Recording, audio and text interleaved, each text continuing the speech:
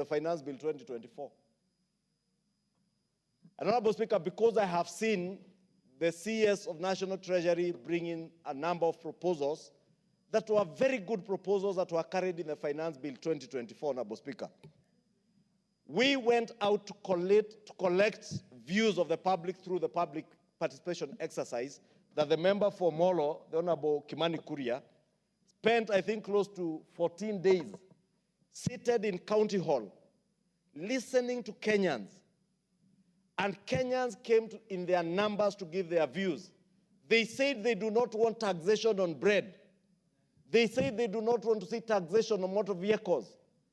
Kimani Kuria and the Finance Committee did a report which was tabled and adopted by this House in second reading, agreeing with members of the public that there should be no taxation on bread, no taxation on motor vehicles. Kenyans out there from the manufacturing industry, Honorable Speaker, appeared before the Finance Committee and told them that we are killing our manufacturing industry in Kenya because we are encouraging more of imports than local manufacturing. And it was players in the manufacturing industry through KEPSA, through the Kenya Association of Manufacturers, that brought proposals that would protect our local manufacturing industry, made proposals to levy excise duty on completed or finished products being imported from China, the Far East, Europe, including diapers and sanitary towels. But what happened, Honorable Speaker? The public were incited to believe that this House was levying tax on all diapers, on all sanitary towels, and you remember our young daughters telling us in their parlance out there how our bunge hata hawataki tunyeshe sasa. You know, Honorable Speaker, how embarrassing when we watched our daughters, our teenage daughters, telling us that hatutaki wanyeshe. Whereas it is them that we sought to protect. It is our young mothers, our young daughters, our sisters we sought to protect from cheap, completed products of sanitary towels, which nobody can authenticate how hygienic they are. The standards that they've been manufactured under in the West and in the Far East, Honorable Speaker. And some of these Far East countries, Honorable Speaker, you know, they have no standards. You get what you pay for.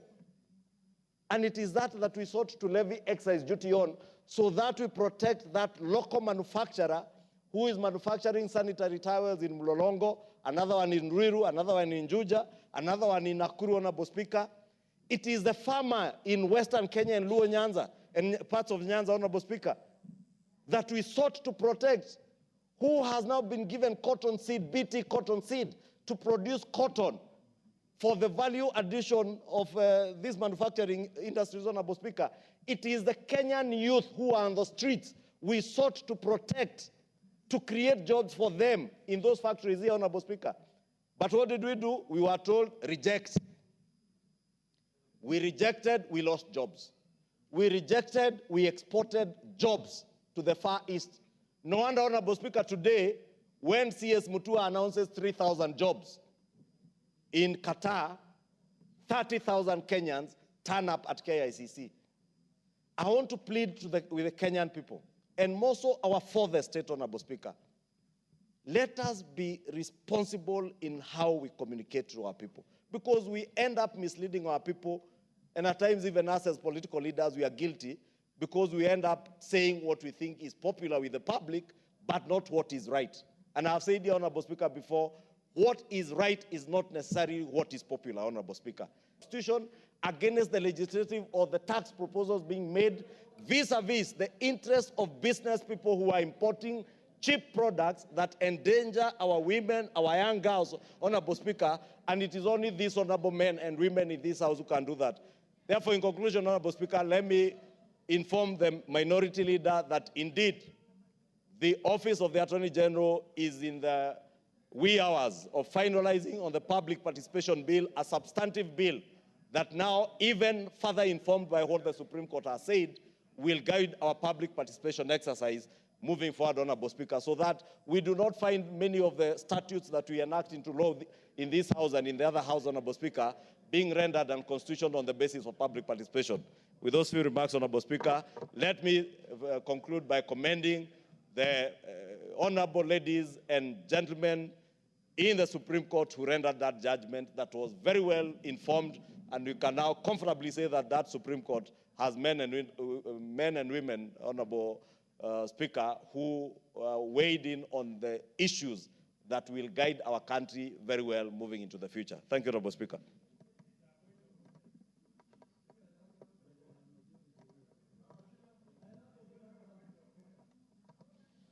Thank you very much, Honorable Speaker. Honorable Speaker, I also want to join my colleagues, the minority leader and the majority leader. Number one, in commending and appreciating the judgment made by the highest bench, the Supreme Court, as far as public participation is concerned, Honorable Speaker. Honorable Speaker, there was, like the minority leader has said, this can only be related to a study in jurisprudence, Honorable Speaker, that you and I know on a particular case. We call it the Speluncean Explorers case, Honorable Speaker, and you and I know that very well, where because of lack of written law and quality jurisprudence that would have either convicted or acquitted the explorers, the Speluncean Explorers, Honorable Speaker, there arose confusion in the bench where we found the Chief Justice hardly making decisions in that case. We found a positivist in the bench, I think Justice Keane. We also found a clear naturalist and one who even never wanted to touch.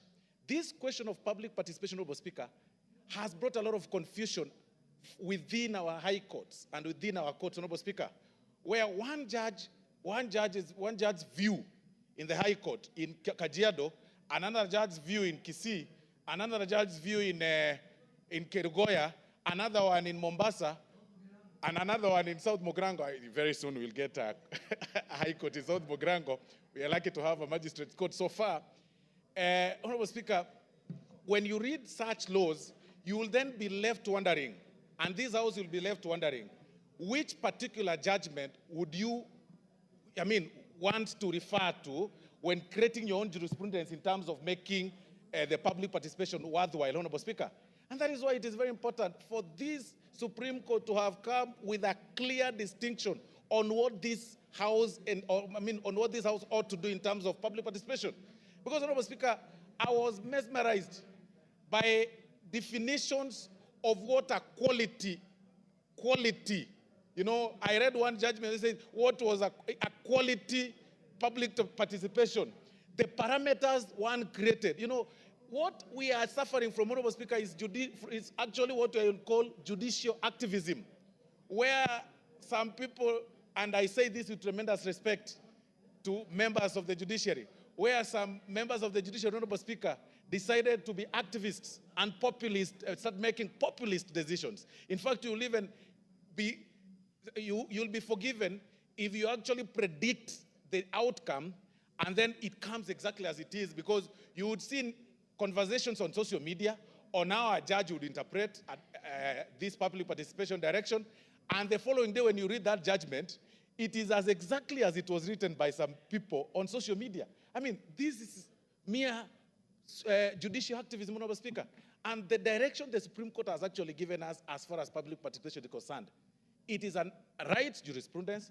But again, I challenge this House to expedite the process of creating this law on public participation and create parameters. In as much as now we are using the jurisprudence that has been created, Honorable Speaker, it is important for this House to expedite such laws, and I think the Chairman is here and is well noting, and then we expedite such process so that we do not have such similar confusions in future, Honorable Speaker, where the same procedure used on a particular bill is rendered mute, while there's a similar procedure that has been used on a different bill has gone through a similar procedure, passed and enacted, and it's now law.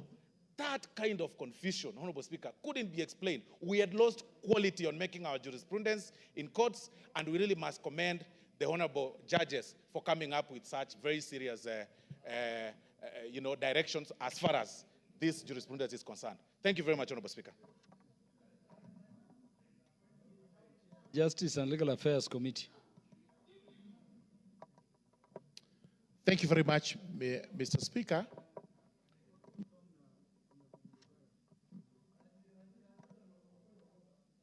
I've not allowed you to speak. Yeah, it takes the speaker to recognize you. When the speaker doesn't and you insist, you become disorderly and it may cost your presence in this afternoon. Yes, so you are not yet recognized. Let Honorable Murugara proceed. Thank you. Thank you very much, Mr. Speaker. Mr. Speaker, the issue of public participation is a very important issue in this country.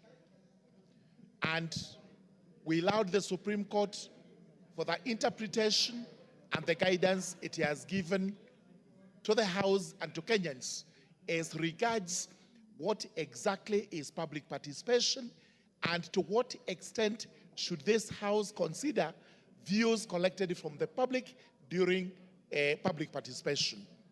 Indeed, it is true, many people think that when we go for public participation, we should be collecting views and votes from the public so that if the public votes against whatever it is we are proposing, then it fails.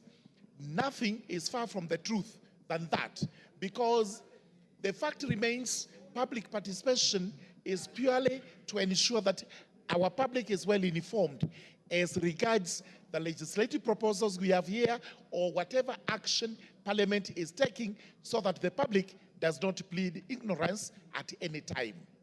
Two very important things to say. JLAC has two drafts of public participation acts, which we are looking at. In fact, we had scheduled December to be our deadline so that we are able to produce something for the House to look at. But we are happy to hear the Leader of Majority saying they are also working on an act of Parliament, which will be coming to us in due course and which we will be debating when the right time comes. Because part of public participation is the question which recently, on Monday, the newly appointed Deputy President of the Republic of Kenya, Professor Kithure Kindiki, posed to the judiciary. What is the difference between public interest and national interest? And which of the two is higher than the other?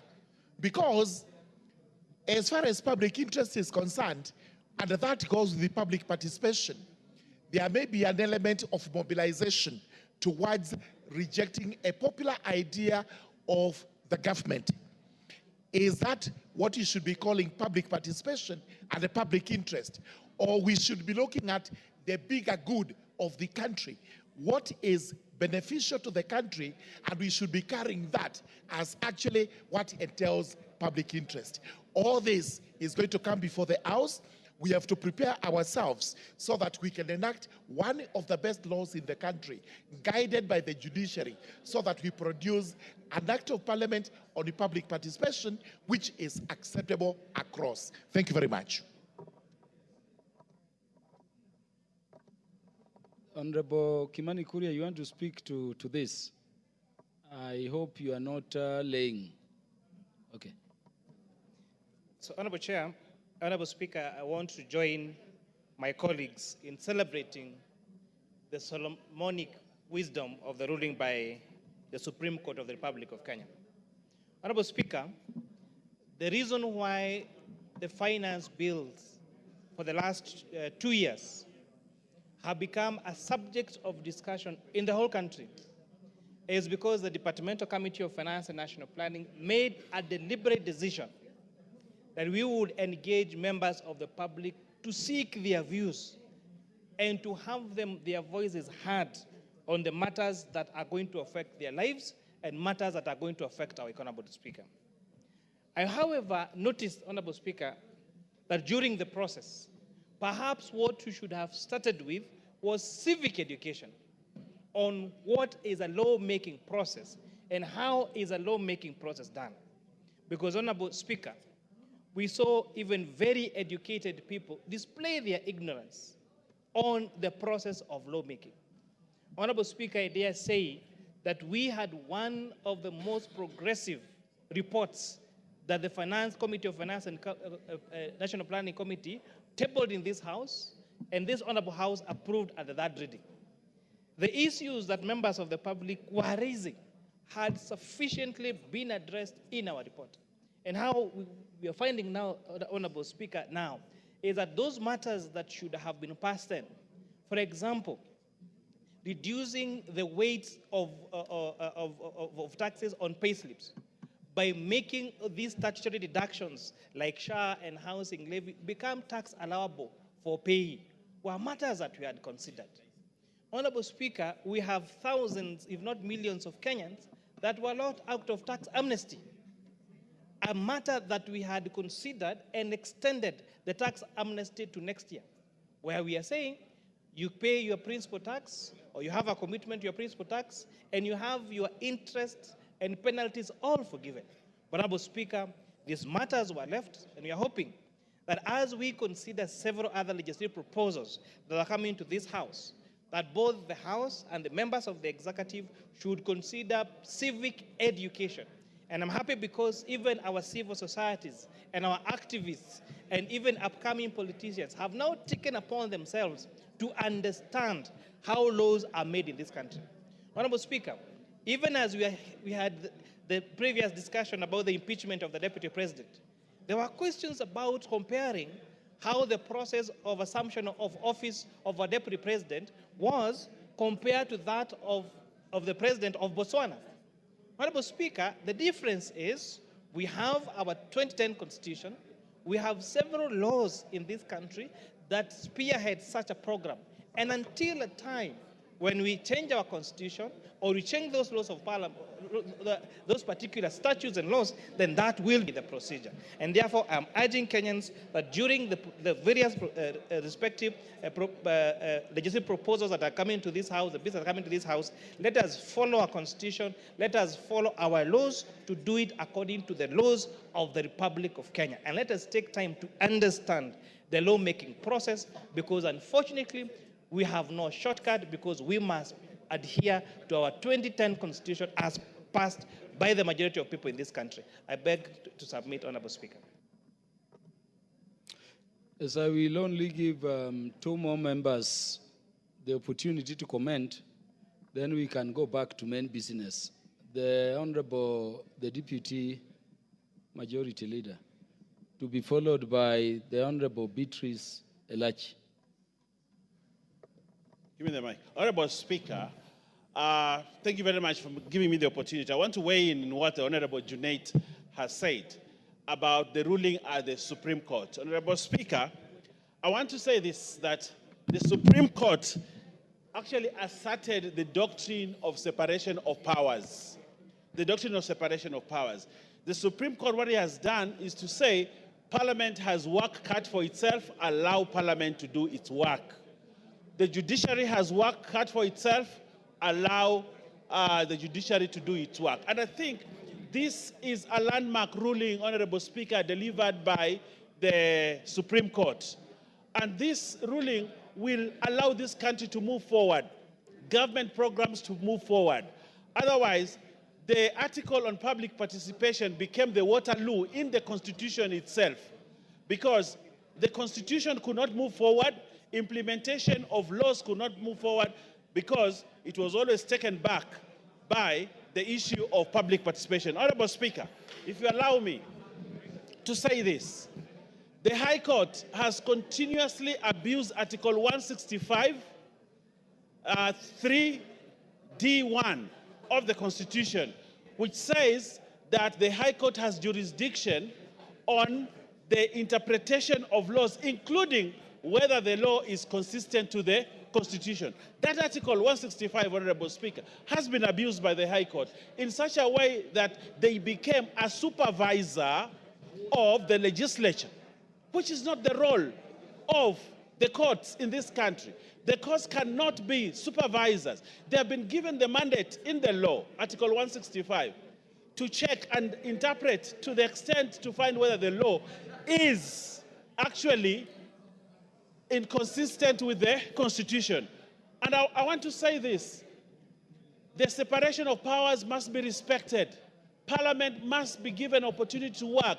And this Parliament cannot be supervised by the whole High Court, but the High Court has a role to ensure what we pass here is consistent to the Constitution. Honorable Speaker, they picked the issue of public participation and wanted every law to fall on the sword of public participation. But I want to thank the ladies and gentlemen at the Supreme Court for asserting that we need to give Parliament an opportunity to work by actually giving that ruling, Honorable Speaker. I think Parliament and the nation. Otherwise, I would also say we also need to ensure that the courts do public participation on every ruling that they want to make, so that it becomes cross-cutting. But I want to join Honorable Junaid for bringing this up, Honorable Speaker, and I want to thank the court and the Chief Justice for ensuring that now the issue of public participation will not be allowed to continue to abuse the authority of Parliament. I thank you, Honorable Speaker. Honorable members, we need your numbers. For those who are leaving, we want to request for your patience because we need your numbers in order number 8. You remember we re-altered the order paper, awaiting some good numbers.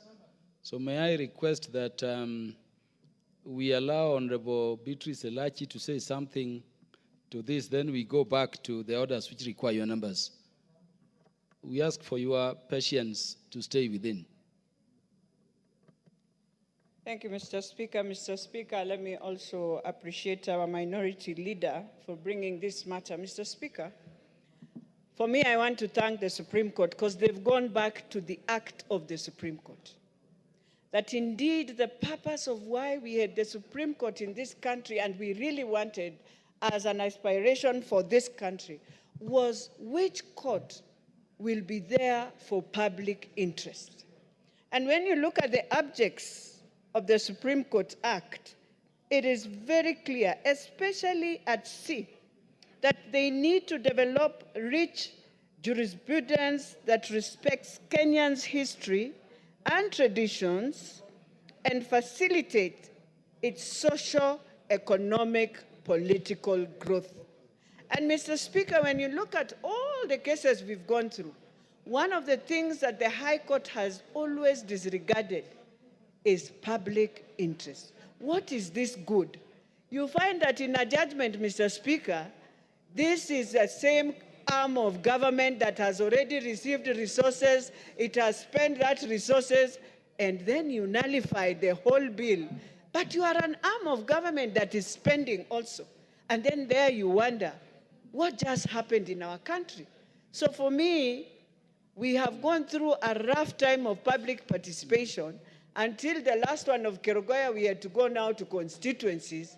At least we've come now to an agreement of both arms that indeed you need to notify, you need to ensure. Remember, Mr. Speaker, Kenyans are not the type where you will force them to come for public participation. And some will come and they will want you to facilitate them also to go. So it is not something they come willingly. So it is something that has really hurt many of the decisions that we have made. But also, just as I said in the morning, there is need also now we speak to the Senate. Because most of these cases, it is not about the courts. It is about us ourselves taking each other to court, which we have to now rethink. But lastly, we need to go back to court to appeal also the case of CDF to the Court of Appeal. As much as we know we are going to change it, it is important to appeal that there is a court that will understand for public interest, a law that has been there that has served for more than 25 years. What else can you do if you are a court? And when you look at that judgment of NCGDF, you wonder where the judges were reading. It is absolutely very unfortunate, that judgment. And so how I wish we can go back and relook at this judgment we were given on NCGDF and deal with it once and for all. Thank you, Mr. Speaker.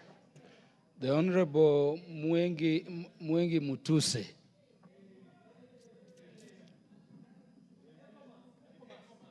Ekomas Mwengi Mutuse.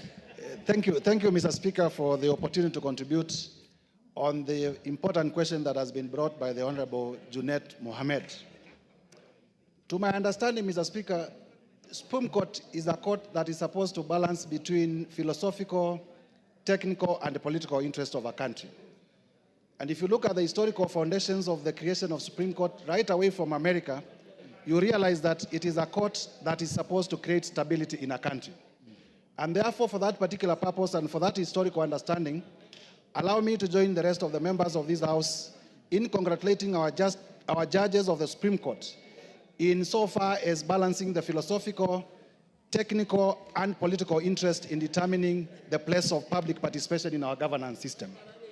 Having said that, Mr. Speaker, and having had a cursory look at the decision of the Supreme Court, I realized that the Supreme Court did lay grounds, factors, and the test that is to be relied upon in terms of initiating public participation for legislative work and for decisions on policy matters, in terms of how those decisions are going to be processed through the legislative system, but also importantly, the test upon which courts of law are going to use to determine whether public participation indeed has been applied satisfactorily, both qualitatively and quantitatively. And therefore, the invitation to this House to enact swiftly a law on public participation is most welcome. As my chairman, the Honorable George Gitonga Morogara, has said, in the Justice and Legal Affairs Committee, we had begun to look at ways of closing this gap because we were also aware, as a committee of the House involved in matters justice and matters law, that we cannot continue having a legal lacuna in terms of public participation. Because, as members have aptly put it, a lot of legislation, very good for the country, has been shot down because of misunderstandings. Just different judges reading from different scripts as to what is the place of public participation. And I will therefore be very supportive when finally the state publishes the public participation law in line with the decision of the Supreme Court. But also importantly, Mr. Speaker, as this House considers the question of public participation, we may also need to consider the question of a referendum law, because hand in hand with public participation is the place of a referendum in our governance system. And therefore, we'll be also urging the majority leader to also liaise with government so that even as we enact a law on public participation, we also enact a law on referendum so that the country is adequately resourced legally to deal with these two issues. I thank you, Mr. Speaker, for the opportunity to contribute. And I want to assure the House that having successfully impeached a deputy president, I am not going to impeach any other person soon, because we cannot go lower than that. Thank you. I think we allow the members who have spoken to the matter to speak on behalf of the whole House. Call order number 8. Order number 8, motion, report of the Committee of the Whole House on the Kenya Drugs Authority Bill, National Assembly Bill number 54 of 2022. Question to be put. Yeah, honorable members, order. Honorable members, I now put the question that this House do agree with the report of the Committee of the Whole House on its consideration of the Kenya Drugs Authority Bill, National Assembly Bill number 54 of 2022, up to clause 79, and seek leave to sit again. Will as many as are of that opinion say aye? Aye. Will as many as are of a contrary opinion say nay? The ayes have it. Next order. Order number 9, motion, first report on the implementation status of House resolutions on committee reports and public petitions. Mover to reply. Again, the chairperson of the Committee on Implementation to reply as briefly as possible. We want to put the question to this one. Thank you, Mr. Speaker. I beg to reply, and I want to thank the honorable members for their contributions, Mr. Speaker. And the most important thing that I want to ask those ministers and departmental heads, Mr. Speaker, that when they do budgeting, they need to include some money to enable the implementation of some of the resolutions, Mr. Speaker. Mr. Speaker, I want to donate only 2 minutes to Honorable Mwenje. The Honorable Raphael Wanjala, Chairperson, Committee on Implementation. If you intend to donate, you donate before you reply. So unfortunately for those members, they have been overtaken. Okay, Mr. Speaker, So I just reply. I beg to reply. Thank you very much. Honorable members, let me also put the question to this. Honorable members, I now put the question that this House adopts the first report of the Select Committee on Implementation on the implementation status of the reports on petitions and resolutions passed by the House, laid on the table of the House on Thursday, 26th October 2023. Will as many as are of that opinion say aye? Aye. Will as many as are of a contrary opinion say nay? The ayes have it. Yes, we had reorganized the order paper. Can you go back to order 7? Order number 7.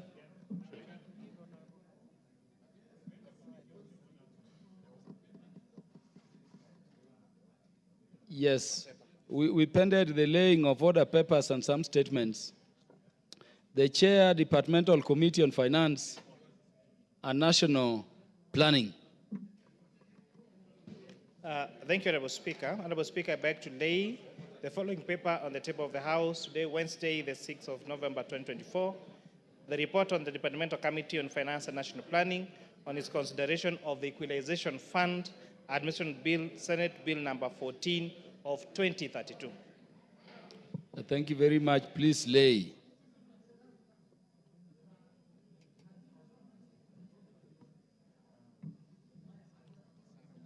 Do we deal with these people? Yes, then the Honorable Peter Francis Masara, the MP for Suna West. Thank you, Mr. Speaker. Mr. Speaker, first, allow me also to welcome the delegation from Suna West, NGCDF, both the committee and the staff who are today the guests of the August House. Mr. Speaker, I want to appreciate them and those who are not here for working so hard to make Suna West shine the way it is shining. Therefore, Mr. Speaker, allow me, pass it to the provision of Standing Order 43. I wish to make a statement regarding the untimely passing on a veteran musician, Mrs. Lilian Auma, popularly known as Princess Julie Alili Nyajogina, on Saturday, 12th October 2024, while undergoing treatment at the Migori Referral Hospital.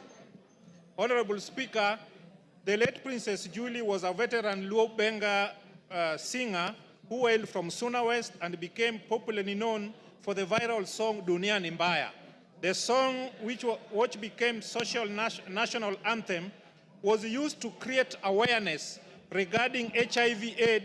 She highly contributed to the society through her music and fought against the stigma associated with the disease. Honorable Speaker, on my behalf and the people of my constituency, I wish to take this opportunity to condole with the family and friends of the late Mrs. Lilian Auma, popularly known as Princess Julie, the musical fraternity, the people of Kenya at large, for the loss of a veteran musician. May her soul rest in eternal peace. Amen.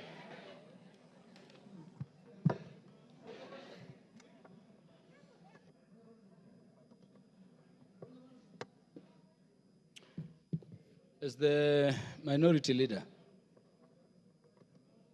Mr. Speaker, I also want to convey my condolences to the family of Prince Julie. Mr. Speaker, Migori County has lost a very, very serious artist and a very serious person who has used music to teach people many things, Mr. Speaker.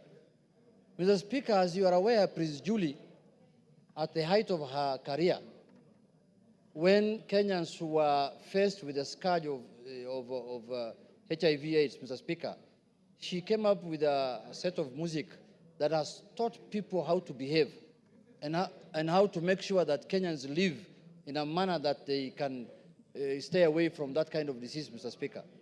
Mr. Speaker, her burial is tomorrow. I want to say, Paul, to the family, Mr. Speaker, we have lost a great musician. We have lost a great artist, Mr. Speaker, and I hope and believe that one day somebody like her will emerge from our county who is going to be useful to the population, Mr. Speaker. Those few remarks, Mr. Speaker, thank you very much. Thank you, Honorable Peter Masara, for that statement, and thank you, Minority Leader, for that recognition to Princess Julie. On behalf of the National Assembly, we record our condolences, and we pray for God's comfort and strength to the family of Princess Julie. The Honorable Julius Sunkuli. Mr. Speaker, pursuant to the provisions of Standing Order 44.2c, I rise to request for a statement from the chairperson of the Departmental Committee on Administration and Internal Security regarding two organizations known as SOS Mission and SOS Adventure operating in Kilgoris constituency. Honorable Speaker, several concerns have been raised regarding organizations that have established themselves near Olentore River in Kilgoris town under the names SOS Mission and SOS Adventure.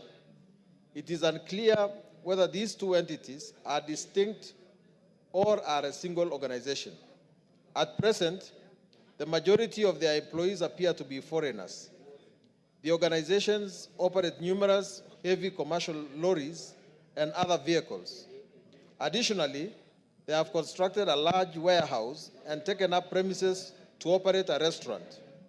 The objectives and activities of these two organizations are not clear to the local community and thus raising security concerns regarding their presence in the area. Honorable Speaker, it is against this background that I request for a statement from the chairperson of the Department Committee on Administration and Internal Security on the following. One, a comprehensive report on the foreigners who have settled in Kilgoris under the auspices of the SOS Mission and SOS Adventure. Two, provide information on whether the two organizations are duly registered and licensed to operate in the country and whether their employees have valid work permits. Three, details regarding the operations and activities of these organizations in Kilgoris. And four, the exact relationship between SOS Mission and SOS Adventure. Thank you, Honorable Speaker. Is the relevant committee chair in the House? The Honorable Gabriel Tongoyo is not there. The able Vice Chair, the Honorable Dido Raso, is present. Could you commit on when you can give the statement? Thank you very much, Honorable Speaker. Honorable Speaker, I believe this is a matter of national security and also a matter of national concern, as raised by Honorable Sunkuli. But also going further, you are saying this is within the realm of NGOs.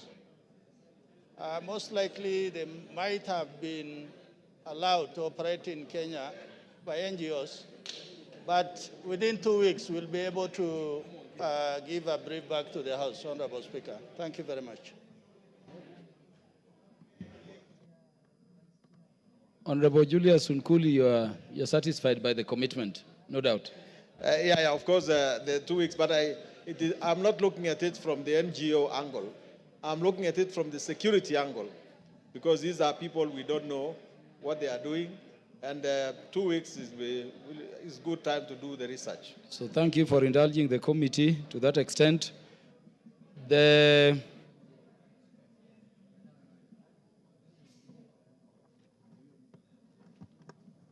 I will go back to the order paper.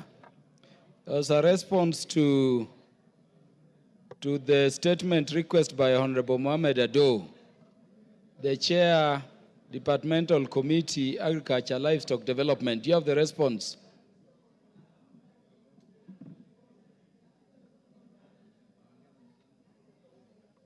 The Chair, Agriculture and Livestock Development Committee.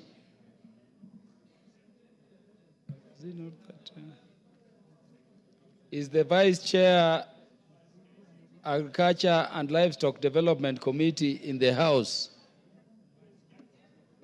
Yeah, you have the report ready? Give him the mic.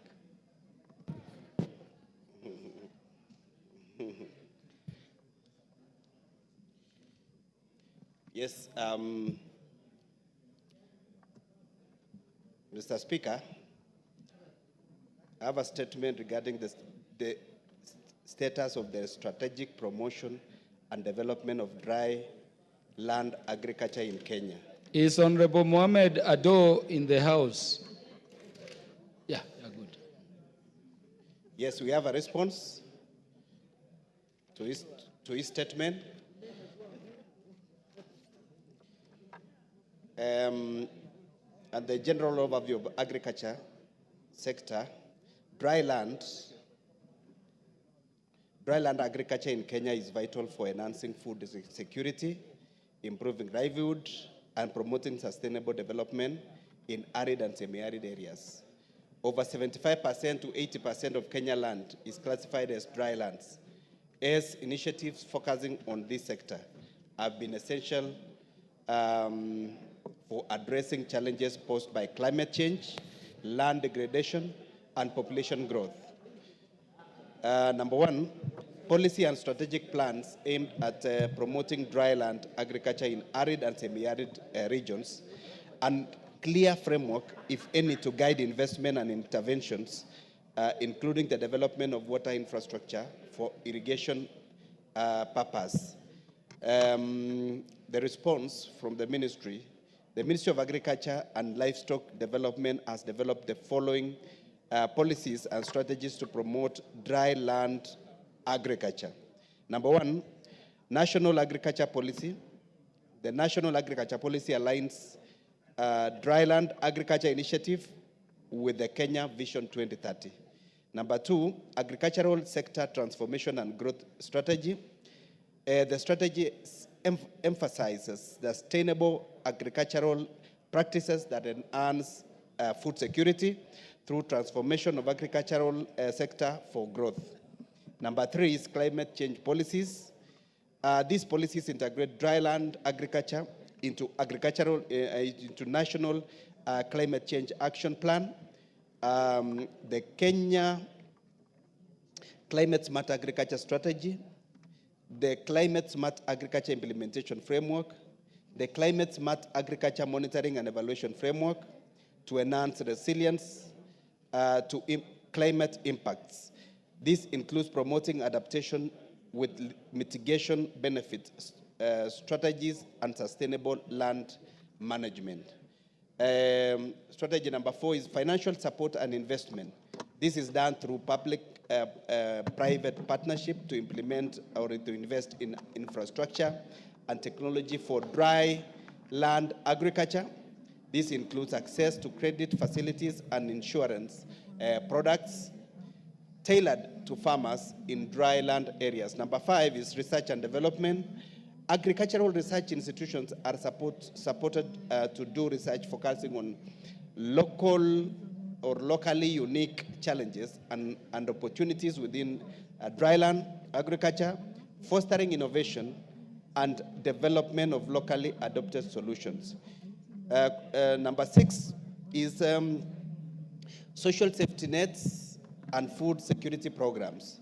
This is by ensuring alignment with programs aimed at improving food security, such as National Safety Net Program. The program supports vulnerable population in dry land regions during periods of drought, crops failure, such as crops and livestock insurances, subsidies such as fertilizer, seeds, and breeds. Statement number 2 is initiatives that the government has put in place to support farmers in ASAL's regions, including provision of knowledge and tools needed to engage in sustainable and productive agricultural activities. The response here is the government is implementing several projects aimed at supporting farmers in ASAL regions. One of the projects is CIVAP, which covers Tana River, Machakos, Makueni, Kitui, Murang'a, Nyeri, Meru, Tharaka Nithi, Nyeri, Nyandarua, and Bomet counties. This project period, the period that started is 2016 and it continues up to 2025. DRLSLP covers Turkana, Baringo, West Pokot, Samburu, Marsabit, and Isiolo. The project period is between 2013, June, and it ended in 2023. We have BREFON, which covers Turkana, Baringo, West Pokot, Samburu, Marsabit, Isiolo, and Garissa. And the project period is between 2022 and it will end in 2027. The KCSAP project, which covers Marsabit, Isiolo, Tana River, Garissa, Wajir, Mandera, West Pokot, Baringo, Laikipia, Machakos, Nyeri, Tharaka Nithi, Lamu, Taita Taveta, Kajiado, Busia, Siaya, Nyandarua, Bomet, Kericho, Kakamega, Uasin Gishu, Elgeyo Marakwet, and Kisumu. This project period was started in 2014 and it will end this year, 2024.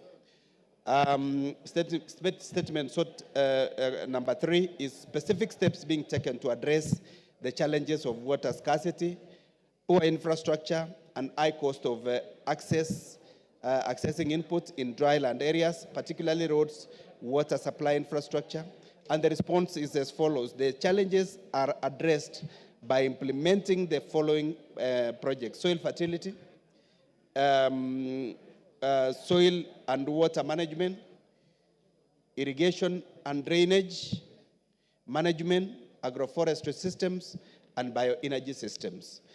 Number B is small-scale irrigation and value addition project, which is CIVAP. The projects has implemented the following activities in ASAL areas: 11 irrigation schemes, 19 micro-irrigation schemes, 48 water pumps or earth dams, 49 boreholes and shallow wells, 41 additional boreholes under construction, 18,087 hectares catchment, watershed under development, 419 kilometers of rural road under rehabilitation, 45.9 additional kilometers of roads under construction, 7 post-harvest handling market and grading sheds have been constructed, 3 additional grading sheds under construction, 3 livestock sale yards have been constructed, 4 additional livestock sale yards under construction, 12 processing facilities, 11 honey processing, 1 mango processing, 2 pasture reseeding plots of 200 acres, and 205 income generating activities. Groups supported with assorted equipment to boost production and value addition. Number C is drought-less resilient and sustainable livelihood program, which is DRSLP. The program has implemented a number of projects, which include 7 irrigation schemes, 27 water pumps, 110 boreholes, 10 shallow wells, 5 subsurface dams, 25 livestock sale yards, 25 hay shed stores, 910 acres of commercial pasture plots, 6 vet laboratories have been equipped, 4 cattle dips constructed, 40 groups supported with value addition equipment of honey production and marketing for income-generating activities. Number D is planned and ongoing intervention by building resilience for food and nutrition security, that is PREFON.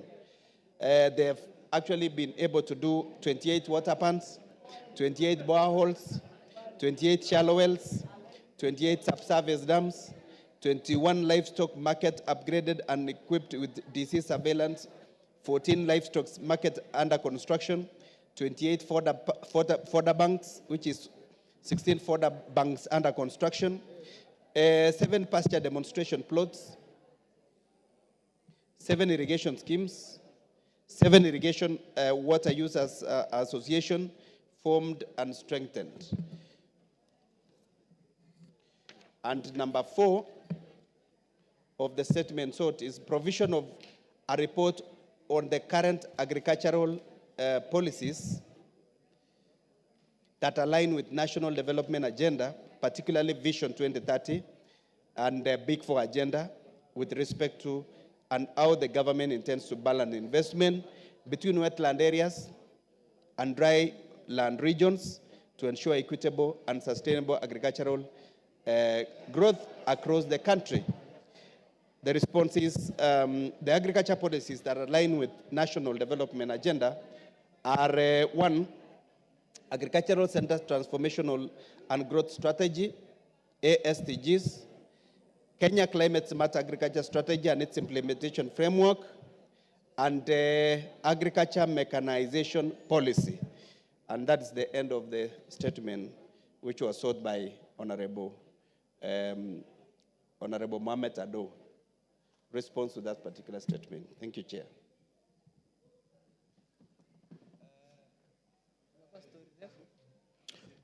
Honorable Mohamed Ado.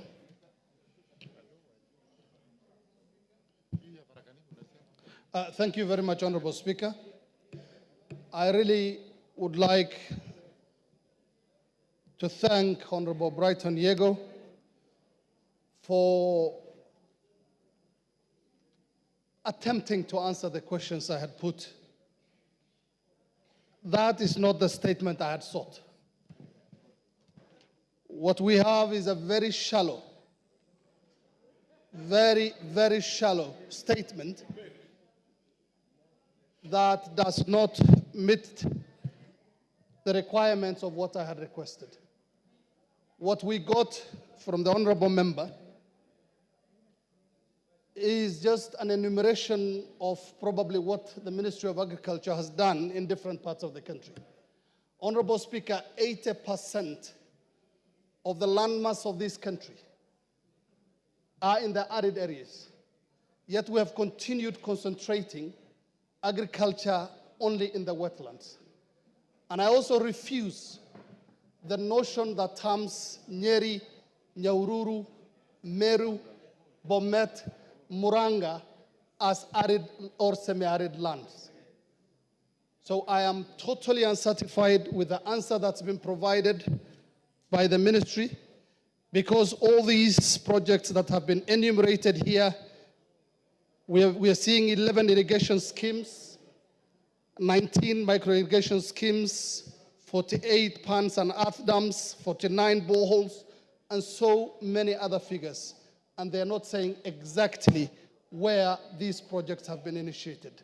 Honorable Speaker, I am aware of farmers very eager to grow their own food and sell the rest to surplus. People who are struggling with lack of water.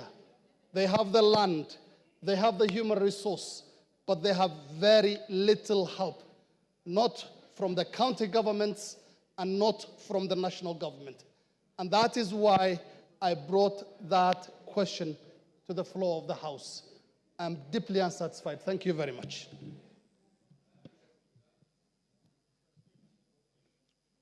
The Honorable Dido Raso. Thank you very much, Honorable Speaker. Honorable Speaker, in this parliament, I represent the pastoralist. Almost 90 plus of us who come from the arid, semi-arid lands. There's a lot of money that the Ministry of Agriculture, in our name, that money appears to be used. But it is not really used in the ASAL. It is being used elsewhere. I wish the chairman for Budget and Appropriation Committee should be in the House to get it very clear from us as the members of the Pastoralist Parliamentary Group that if money is being borrowed from the World Bank, the IMF, in our name, it should cease to be borrowed to support ASAL, because that money is not doing what it is supposed to do. When somebody says Nyeri is arid and semi-arid, I know Laikipia. I know a bit of Laikipia. Some of these so-called arid areas, it is a new founded thing. It is fashionable to call yourself a pastoralist or you come from an ASAL area, just because you want to dip your hand into the pocket of what should help those marginalized and those far-flung areas that should be helped. Honorable Speaker, we have been around in this country for a while. We know even when you go to Nyanza, there are areas that are ASAL. But it is a deliberate effort by those who are cutting the cake. Let us cut it for our people. I think what Honorable Ado has asked is very clear. What Honorable Chairman has read there is quite unsatisfying. What we really want as ASAL is to sit with the Ministry of Agriculture, the PS and the Minister, and to tell us those projects you are saying, because none of those irrigation are in the ASAL. There are very few boreholes that are there. And I think it's quite unsatisfying. Yes, we cannot kill the messenger. The chairman is reading what the ministry has just written down. But the important thing is we need to cause a more deliberate meeting for the members of the Pastoralist Parliamentary Group to sit with the ministry and get a satisfying answer. Thank you, Honorable Speaker. The Honorable Professor Jaldesa. Thank you, Mr. Speaker. I want to add my voice that the response given by the Departmental Committee on Agriculture is unsatisfactory. If you tell them to list for us those 18 irrigation schemes, the 28 boreholes, they are not there.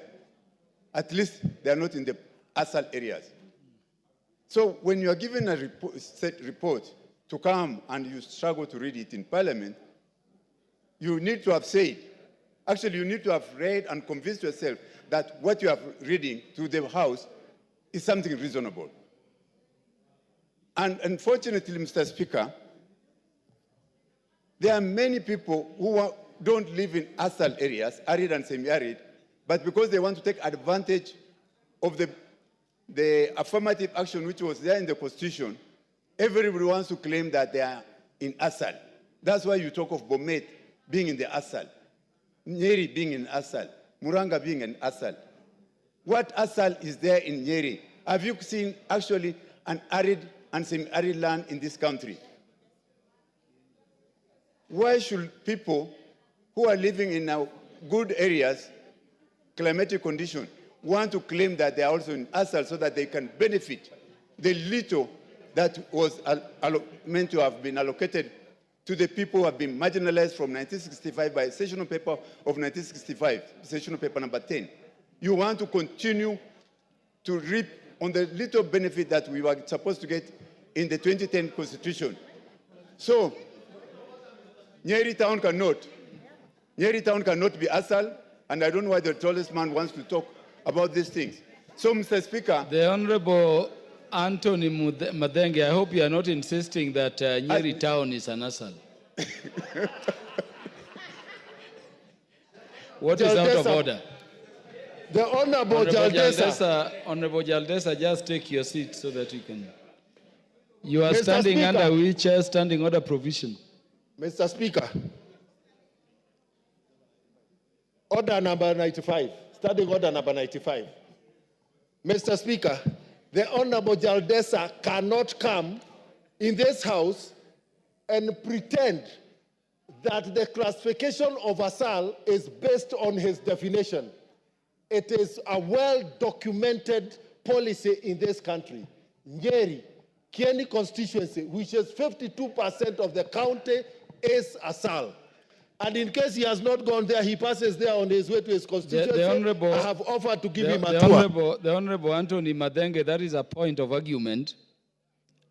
You should ask for opportunity to tell us about how those regions could be affected. Can you be done? Mr. Speaker, you know there's something called Equalization Fund, which was created by the 2010 Constitution to look after those who have been marginalized by the 1965 sessional paper. Now everybody wants to be marginalized. Everybody wants to feed on the school program because they think that what is happening between the MPs from Meru County and the MPs from the ASAL areas? Yeah. Let us allow each one of us to make their contributions. You may have arguments, but let us allow each of us. That is how we sustain a good debate. Honorable Jaldesa, be done.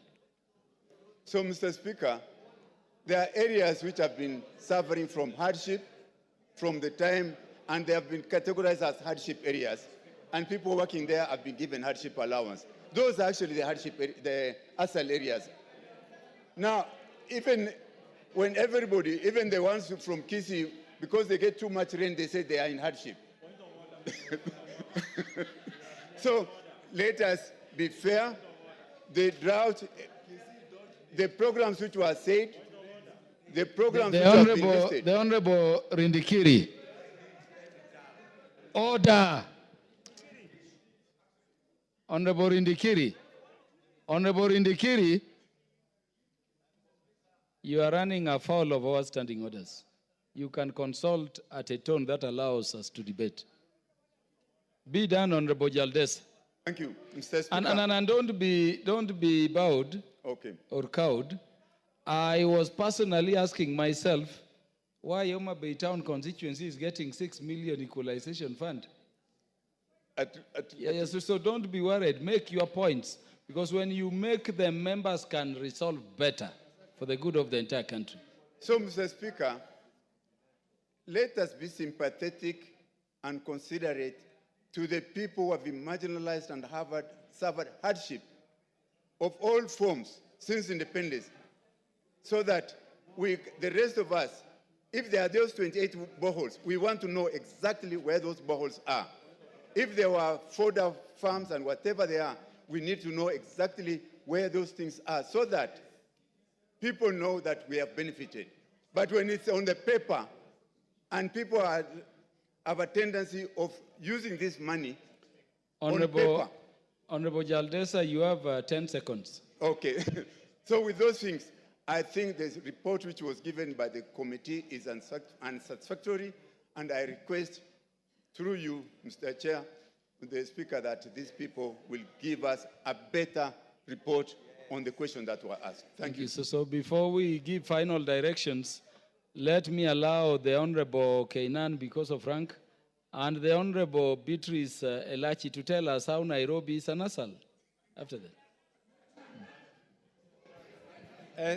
Thank you, Mr. Speaker.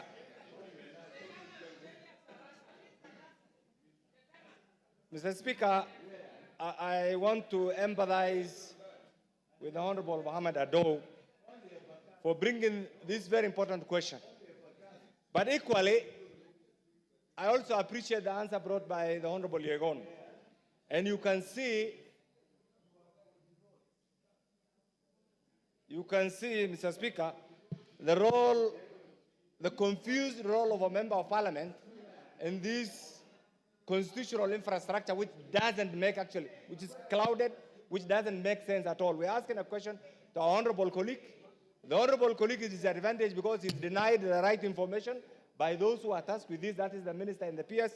I want to request the Honorable Ado, first of all, to direct this question to the CS Agriculture so that he comes here and we can direct the questions at him. That is one. Two, Mr. Speaker, if you look at the preamble, the third clause, the preamble of the current constitution, it says, proud, the first one, it says, acknowledging the supremacy of the Almighty God.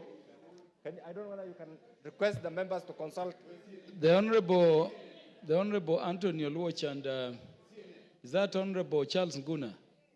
You are disrupting the contributions of Honorable Kainan. Mr. Speaker, in the preamble it says, this is the preamble of the current constitution.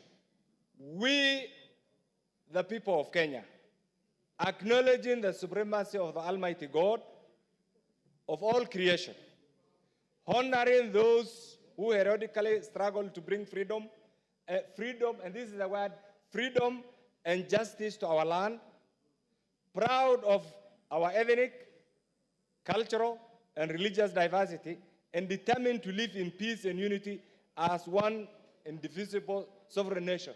Mr. Speaker, this preamble is not out of the blue. The framers of the current constitution had in mind what can bring together under the sovereign Republic of Kenya the membership of the 42 nation states, Mr. Speaker, including the Somali nation state, the Luo nation state, and many other nation states, Mr. Speaker. Mr. Speaker, that being the case, there is no country that does not have a disadvantaged region because of nature. Mr. Speaker, even at the end of the Second World War, Marshall Plan was a product to uplift the economic, social, political status of those vanquished nations, Mr. Speaker. In our case, after we got our independence, Sessional Paper number 10 of 1965 was a product, Mr. Speaker, of the petit bourgeoisie, the privileged individuals who wanted to further sideline those who are already sidelined, Mr. Speaker. That is why that paper, when you mention it, for us who come from the disadvantaged regions, we feel that is the second attempt in... Yeah, the Honorable Omboko Milemba is on a point of order, Honorable Kainan. Just take your seat a minute. I have had a very keen interest in this matter, Honorable Speaker. And more than often, whereas I want to stand with the people and the citizens within the arid areas, and I'll be speaking on this later to support you, but I don't believe that is in order for a honorable member, and which they do often and all the time, I'm a teacher of history and government, to keep on referring to the Sessional Paper number 10 of 1965 as a very weak document, as a basis of the argument locus standi. The man behind that paper was Tom Mboya, a brilliant son of African Kenya who Kenyans wanted to forget. Let's indicate that things have since changed, but the Sessional Paper 10 of 1965 is not a document to vilify on the floor of this House simply because we want to achieve what we are now intended to achieve. Thank you, Honorable Speaker. Honorable Mboko, that is a point of argument. I'll, of course, be giving you a chance to give us further perspectives. But be done, be done. Trying to amplify is this. And I want to plead with the patron of the Pastoralist Parliamentary Group. The era of lamentation is gone. Let's forget about that. The framers of the current constitution gave us an opportunity to catch up with other Kenyans by providing for the equalization fund. The equalization fund has not been implemented. Yet we are over 105 members of parliament in this August House. We need to go back to the drawing board. Let me finish this. We need to go back to the drawing board and deal with decisively, legally, constitutionally, for those who want to further marginalize, and you know them, they are in offices. These are the technocrats. What I want to suggest is this.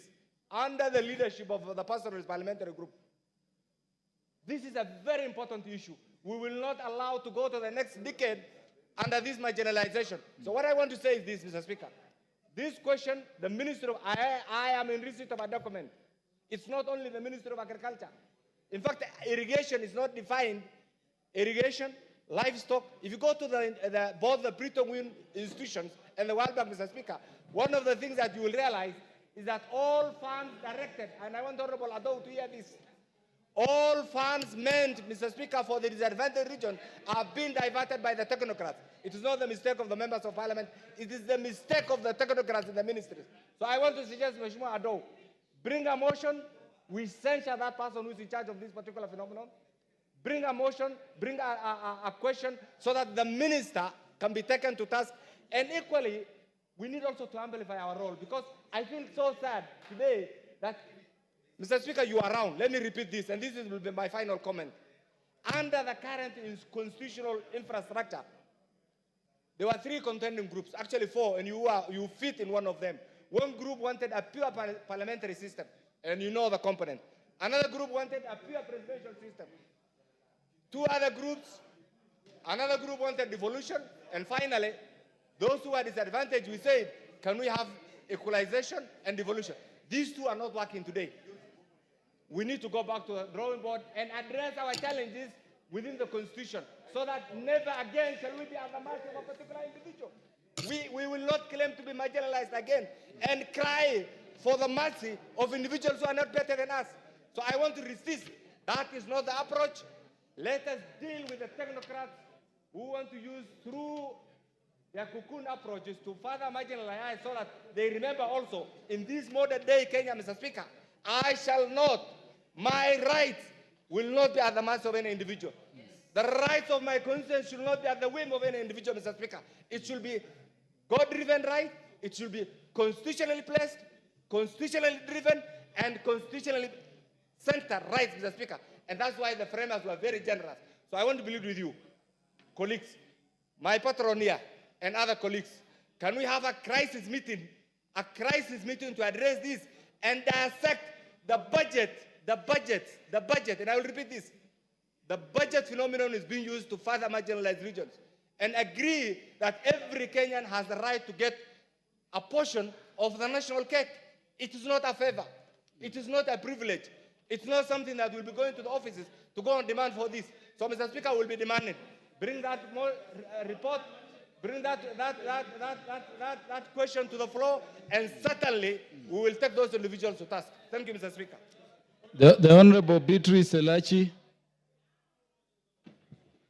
Thank you, Mr. Speaker. Mr. Speaker, while I appreciate that indeed each region must find itself on the table to ensure that equitable distribution of resources is done, but honestly also, it is us leaders who have let down our people. You cannot tell me since we started devolution that the monies that have gone to counties, and especially we agreed as a country that monies of devolution will be more than any other region, so that our brothers and sisters from the ASAL area can also grow based on that, and also the monies of equalization fund. And today again we are here on the same. If it is NCGDF, we are the same. I will tell you, in Nairobi, if you are talking about poverty, you are talking about people do not have, people are sleeping hungry. Walk into Nairobi houses, you will find that.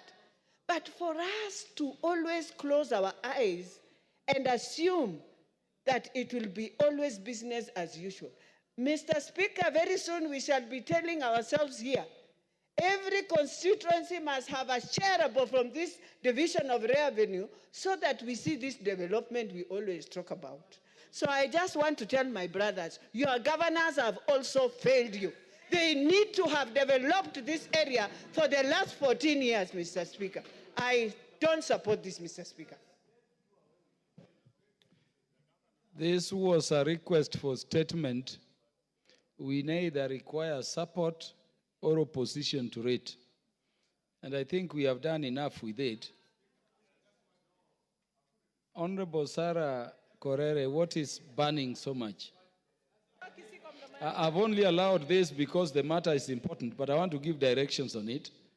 And I've also allowed it only because the CS is not coming and we have an extended sitting. But members would agree we are beyond our deliberation on statements for the time, therefore. Honorable Korere, proceed. Shukrani Spika. Na Mheshimiwa Spika, napenda kukubaliana na ndugu yangu Mohamed Ado, na pia namsikitikia sana mwenzetu aliyojaribu tu kujibu hiyo swali kwa niaba ya wizara ama idara husika. Mheshimiwa Spika, nilipokuwa nasikiza majibu yake ni ya kukasirisha pia kidogo. Maana ukweli ni kwamba kuna fedha tu taslimu ambayo imeashwa katika idara hii ili kushughulikia maneno ya sehemu kame, katika kukuza chakula, ili tusiwe watu wa kuombaomba. Saa zingine watu wetu wanawekwa kwa aibu kila siku kusimama na gunia kuongojea kupewa kilo moja ama kilo mbili ya mahindi. Kwa hivyo Mheshimiwa, nataka kusema hivi, majibu aliyopeana ni ya kukera sana na haina msingi yoyote. Na saa zingine pia hawa chairman ama chairman wa kamati waje waangalie sana, wasije wakadhalilishwe na hawa mawaziri kwa kupeana majibu kiholela holela ambayo haijibu chochote ambayo kimeulizwa. Asante Mheshimiwa Spika. The Honorable Bishop Koske.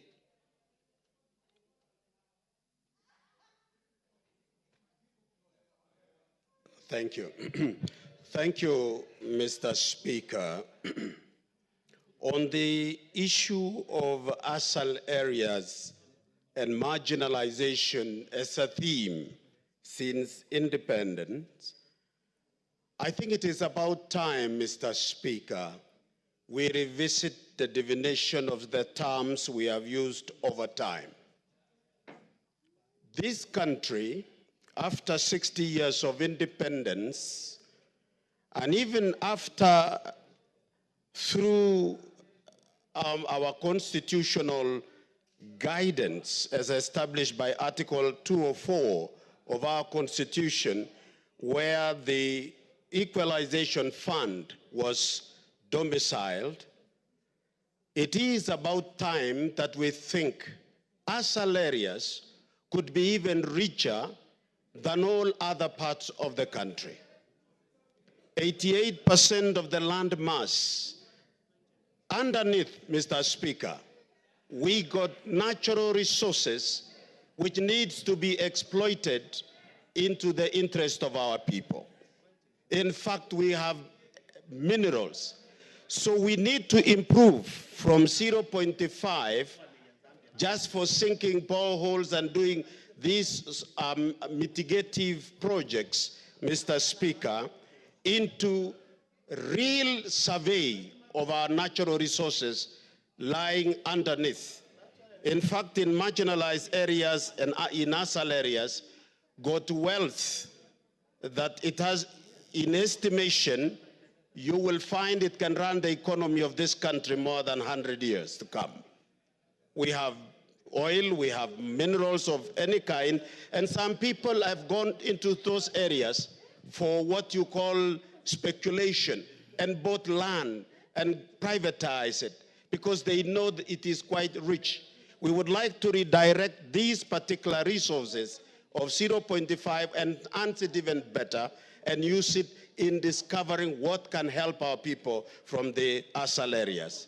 Mr. Speaker, I think this, I want to make my own point by saying, let us advance this argument better and make it useful for our people. Thank you, Mr. Speaker. Honorable members, we have other statements to deal with. It was not a call for debate. I want to give directions which will enable us to participate over the matter better and to come up with a more workable solution. I know Honorable Watch wants to speak about Mathare as ASAL. Honorable Rueda Obo wants to speak about Lamu as an ASAL. I can tell you there is a part of my constituency which does not receive enough rain, but it is not ASAL. So I want to direct as follows. We have other business to transact and other reports also to receive. The manner in which this matter was approached is a bit restrictive because it was brought by way of request for statement. And looking at it, this is a matter that is raising fundamental policy around agriculture in our arid areas. It is a vast, part of our country, a year over 80%. So I wanted to direct that with the interest shown and with the potential in these regions, if they were to be harnessed in terms of agricultural production, Honorable Brighton, go back to your committee, sit with the chair. You can invite all these members who are interested, give them due notice, call the cabinet secretary involved and undertake an inquiry so that you look at how this policy, if existent, is working, and if not existent, how we can do a policy around this to secure that the country is food sufficient. I think, honorable members, we leave it at that. Do you have the report in respect of the statement by Honorable Robert Gishimu ready? And Yes. is Honorable Robert Gishimu in the House? Yes. And Honorable Indikiri should be assured that if he has something to talk about this, he will be duly recognized. Proceed. Yes, Mr. Speaker, we are well guided on how we are going to approach this issue of promoting development of agriculture in dry and ASAL areas. Actually, the ministry has brought in 4 projects that they are working on in ASAL areas, and they have expounded, but we need to further instruct the ministry to give us the specific areas and the names of where they are implementing these projects, because they've given us so much projects, like 49 boreholes in small-scale irrigation and value addition projects, but they've not stated where it is. They've given us 419 kilometers of road networks that they are rehabilitating, but they have not given us the naming. So I think this one, we will tell the ministry to expound more on the same, so that the members that are affected in the ASAL areas can be able to know even where these projects are being implemented. And as a committee, you Now, can move suo moto, really. Yes, yes. Call the minister and just ensure that the interest that the members are putting forth Yes, are because- duly catered for in national interest. Yes, because these projects are billions, are in billions, and we must account for and give members or give farmers value for their money. Okay, I have a statement here. Response to statement regarding payment of tea bonuses from Kimunye and Tumaitha tea factories for the financial year 2023-2024. Honorable Brighton, have you given Honorable Robert Gishimu a copy of that statement? Yes, Robert Gishimu has a copy. Yeah, then would I request for the sake of time that we just move to the material parts? Okay. Yeah, because it's a long response.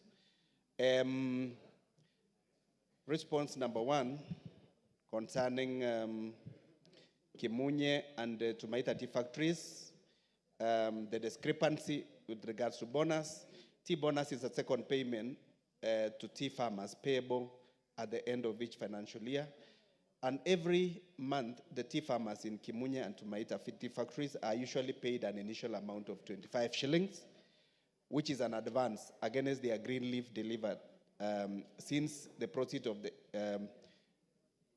from the tea are only realized 45 days from the delivery of green leaf to the factory due to processing and sale activities. Tea bonus, which is actually what we call its second payment, is therefore the net of the price realized minus the cost of production, including the monthly payment. And there is an analysis to that effect between the 2 factories, which is Kimunye Tea Factory and Tumaitha Tea Factories. Price realized at the tea auction is dependent on the quality of tea produced by each factory, which is dependent on the many factors, including the quality of green leaf, post-harvesting handling and manufacturing practices at the tea factory, in addition to the price of tea, which is also influenced by the historical tea buyers' perception regarding the quality of tea produced by specific tea factory, and other factors include prevailing demand and political situation in the market and the effects of global and economic shocks. In regards to this, the average price varies from factory to factory. There are also other issues like cost of production, which also varies from factory to factory depending on the cost within the factory, and transport, labor, administrative cost, the energy, among others. Factories with efficient machinery and operations are able to realize lower cost of production. And also, the tea bonus is usually calculated at the end of the financial year, after all revenue and costs have been determined, and financial statement prepared and audited by an external auditor. The financial statements are then presented to the factory boards for approval, together with the proposed rate of bonus subsequent to which the directors disseminate the same to the factory and shareholders. There is clarification on amount reserved on retained from farmers' payment per kilo of green leaves, and specific purpose of this reserve or retention, and whether they can actually be dispersed as part of additional payment to farmers beyond the declared bonus. And the response from the ministry is that from the above analysis, the only amount that has been retained can be distributed is 4,887 and 44 shillings for price stabilization in Kimunye Tea Factory. Actually, there is a difference. There is a comparison between the retention of capital expenditure of the two factories, which is Kimunye Tea Factory set aside 54.3 million for placement of various machines that are critical to the functioning of tea factory, like boiler at 40 million, pre-sorter machine at 1.5 million, bin elevator at 1.4, replacement of withering fans at 3.6 million, withering steam valves upgrade at 3 million, disposal of asbestos at 2 million, and storage of bins at 4.5 million. And then in Tumaita Tea Factory, through an irrevocable resolution agreed to retain 11.5 million for the tea packing machine costing 2 million, winnower for 4.5 million, manual latte, and among other machines that were the amount was set aside to be purchased.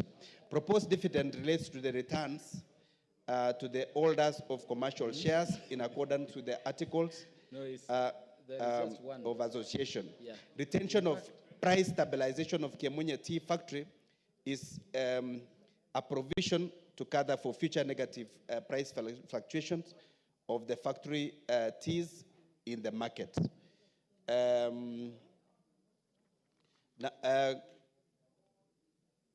Statement sought number 4 is basis in which KTDA National Chairman, Mr. Enos Njeru, publicly declared that the bonus payment for the period will be at least 60 per kilogram of green tea leaves. What is out of order, Honorable Pukose?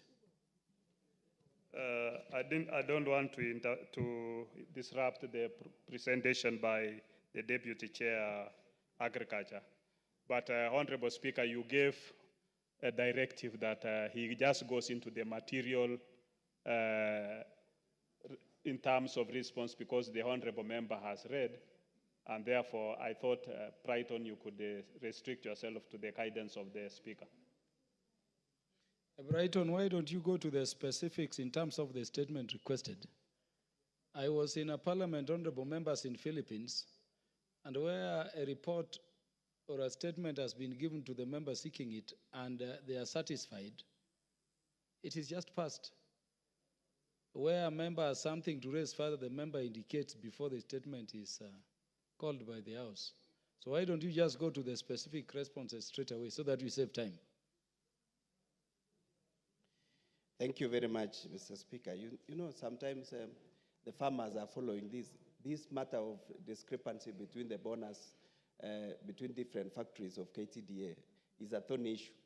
In fact, in my area, we lost one life because of agitation and the discrepancy between the bonus from west and east. You're right. And that is why proceed. This matter is being followed by farmers so that they can be able to account for where their bonuses went to. And I'm in final actual response.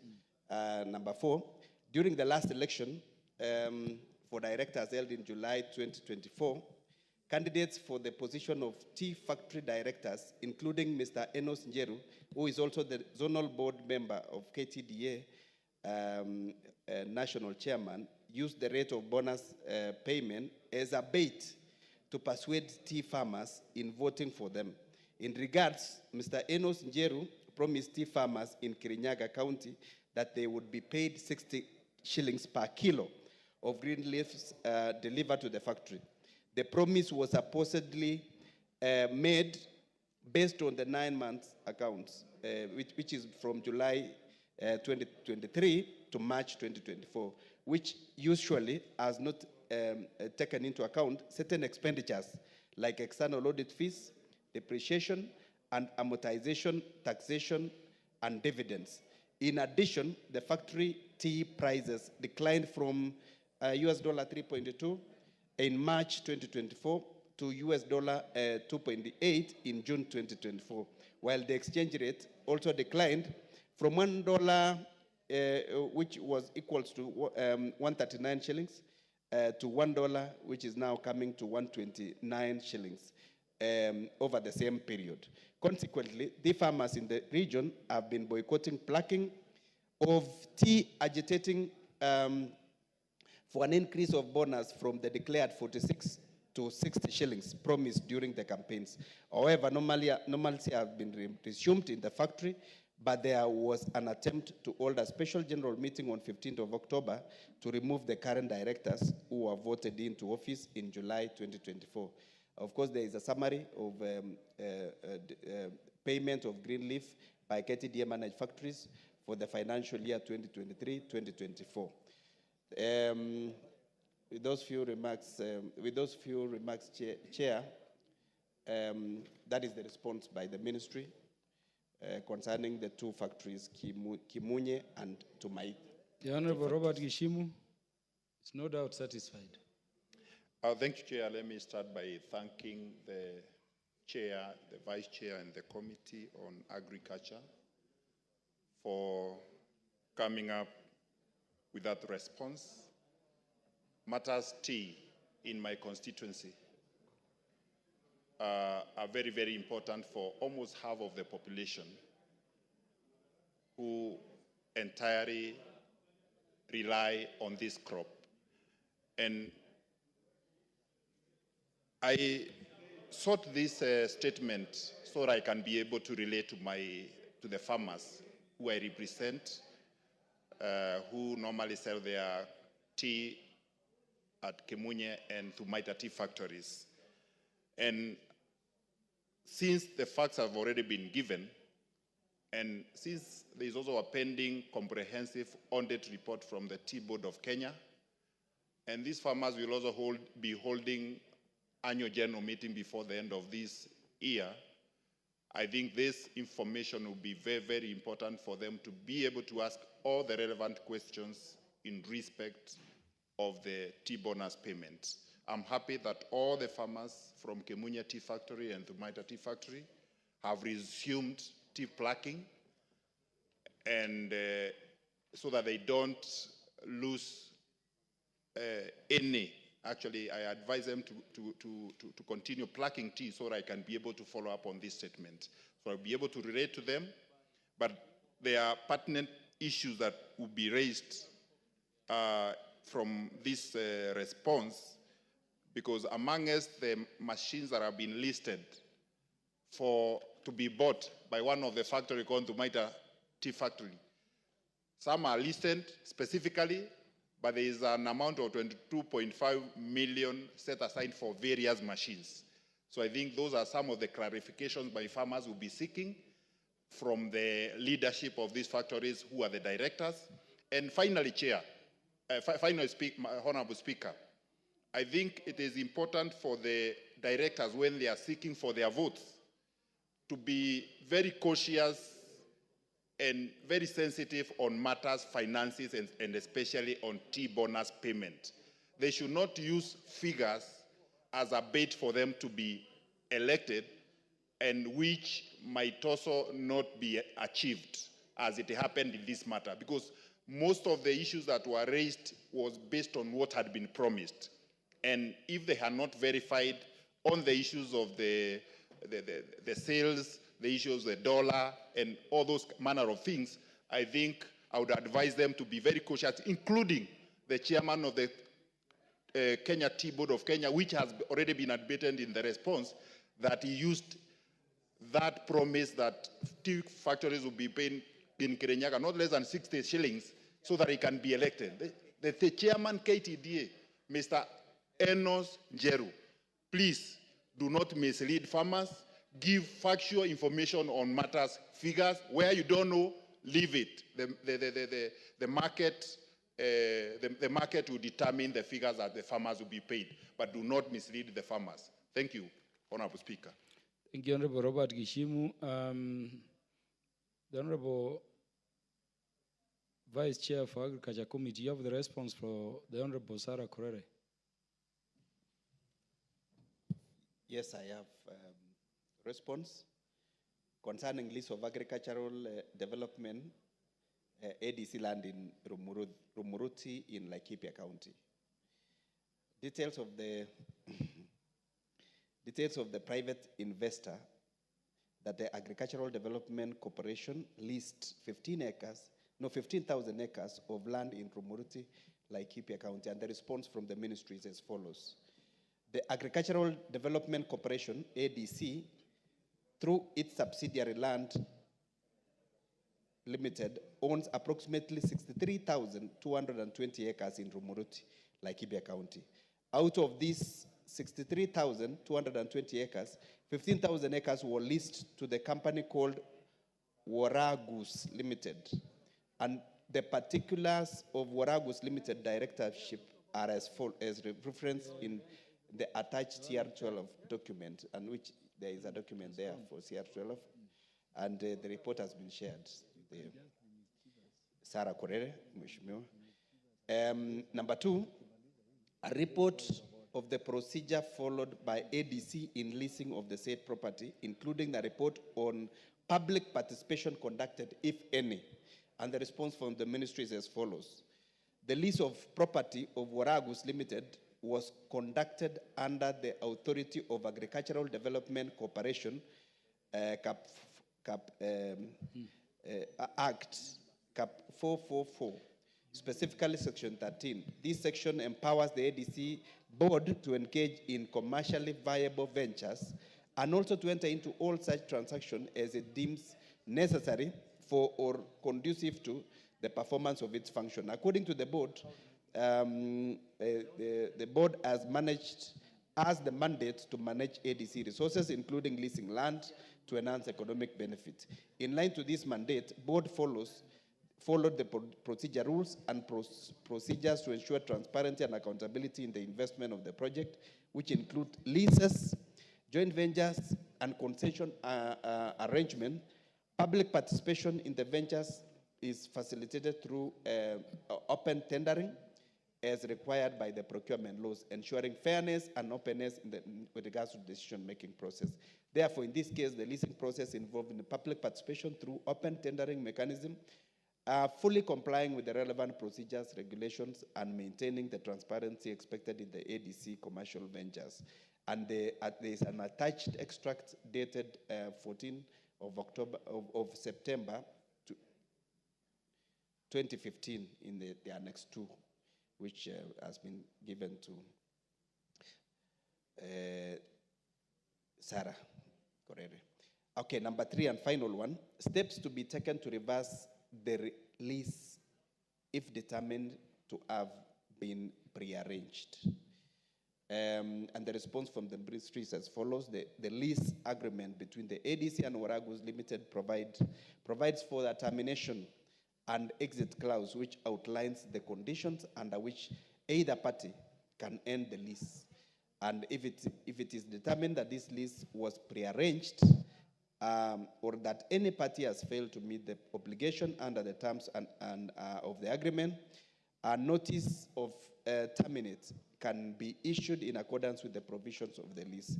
The termination process would begin by issuing a formal notice specifying the grounds for termination based on the failure of one or both parties to fulfill the obligation. And finally, this allows the reversal of the lease through mutual agreement, or if necessary through legal channels. If dispute arises regarding to compliance with the terms of the agreement, should both parties agree, the lease can be terminated amicably, or further legal procedures may be pursued if contested. Thank you very much, Mr. Speaker. That's the response from the ministry. The Honorable Sarah Korere.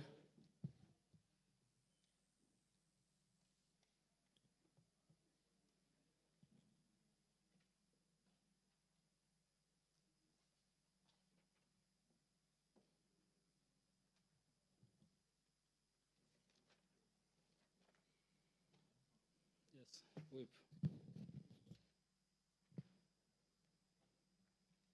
Thank you, Speaker. Speaker, again, I want to thank the Vice Chair of the Departmental Committee on Agriculture for attempting to answer. But Speaker, again, it goes without saying, the response is shallow and annoying. Because Speaker, no ADC Mutara is a 63,000 acres piece of land in Laikipia. And clearly, the intentions of the government to have such a parastatal there was to do breeding and even upgrade the breeds of the neighboring communities who are pastoralists by breeding for them. And Speaker, as we speak, it's an open secret. ADC Mutara does not have a single cow. A whole parastatal run by the public taxpayers' money with less than 1,000 goats. Doesn't make sense to have it there. And Speaker, to even make the matters worse, leasing land to one Waragus Limited, who purport to be livestock keepers, but now who are subleasing grass to the local community. So if my constituents want to go and graze in ADC Mutara, they have to pay some monies to this company. And I was just wondering, if they really had to lease that land to people who are livestock keepers, did they have to go and shop for livestock keepers elsewhere when we have them just around them in the immediate neighboring? So, Speaker, I want to say I'm not satisfied because, in fact, the answer is clouded in a lot of mischief or something that is being hidden.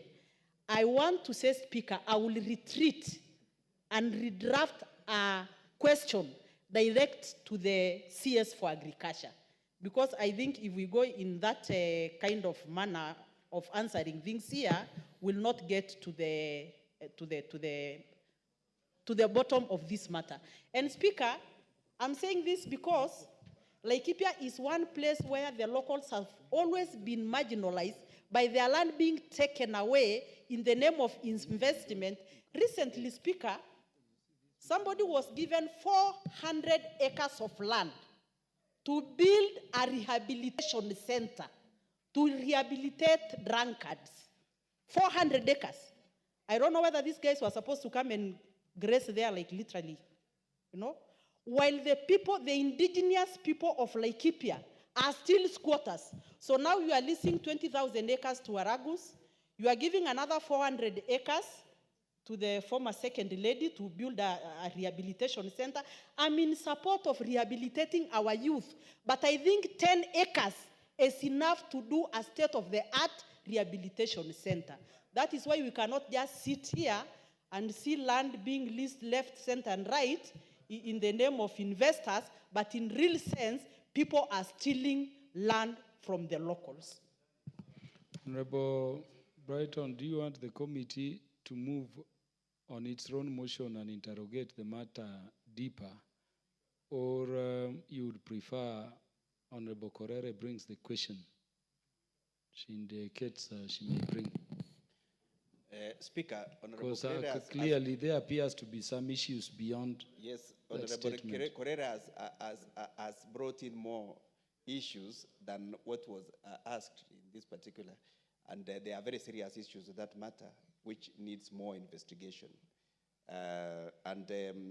We will therefore take it back to the committee to do further investigation on the matter of the land that is, she said, has been leased out irregularly. Maybe she can also pursue the other route of a question, but as... No, not necessary. Take it up on your own motion. You know the inadequacies of statements, but ultimately we are resolving issues of concern to Kenyans whom we represent. So take it up, invite Honorable Korere, invite the sector heads, the cabinet secretary involved, and in each case where you have promised you'll be undertaking inquiry or further investigations, do it expeditiously and ensure there is a report before the House, which we can then all debate and enrich for proper policy in the direction. Honorable Karoli, we want to go into other business. No, I'll be very brief. I'll be very brief, Honorable Speaker. Thanks for the opportunity. As a matter of fact and law, lease of government land, whether owned by a parastatal or directly by central government, is actually privatization. So when they're investigating this matter, they should tell us how the leasing of that land fits within the Privatization Act and within the privatization process. Because what ADC owns, when you lease to a third party, a private party, you have actually undertaken privatization. I am sure when the land in Laikipia was leased, there was no privatization plan brought to this House. There was no scheme brought to this House. There was no approval of this House. So all those leases are illegal, and anybody holding ADC land under lease is actually somebody who has committed a crime. And that is the position in law. So when you do the investigations, be very clear. Tell us when the privatization plan was approved by this House for the leasing of ADC land. And that goes to even the land at the University of Nairobi and Moi University. I think we need to be very clear instead of committing all these crimes against our innocent people. Thank you, Honorable Karoli. So, Honorable Brighton, you see the reason as to why I say you should come up with a report which can then be debated. That knowledgeable persons like the Honorable Karoli, if they don't come before the committee, they can speak to whatever report you'd, of course, bring. Because ultimately, we are moving under Article 95, Sub-Article 2, to resolve issues of concern to the people. What is out of order, MP for Sotik? Mr. Speaker, I would like to revert back to the issue of tea, because, Chair, I raised my hand, and you completely refused to see my hand. So, Mr. Speaker, I want to request that I make a few comments on the tea issue. Honorable Segei, there is something we call in law code sphincters officio. Parliament is functionally out of that business for now. So I stand down. And I can assure you this is not those matters which would permit you to deal with us the way you used to deal with us when you were commissioner. Next order.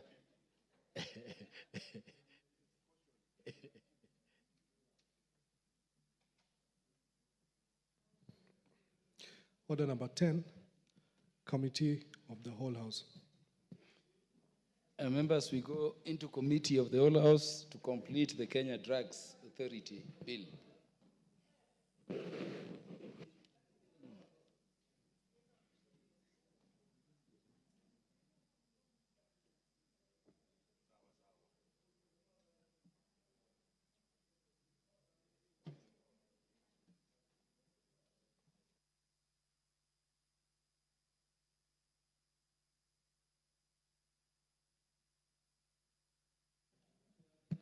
Very well, honorable members.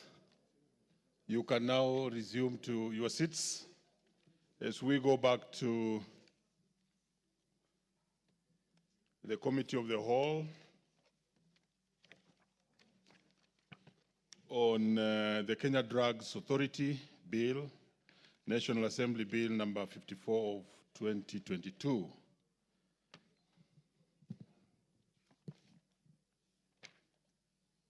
I think we had gone all the way to clause 79.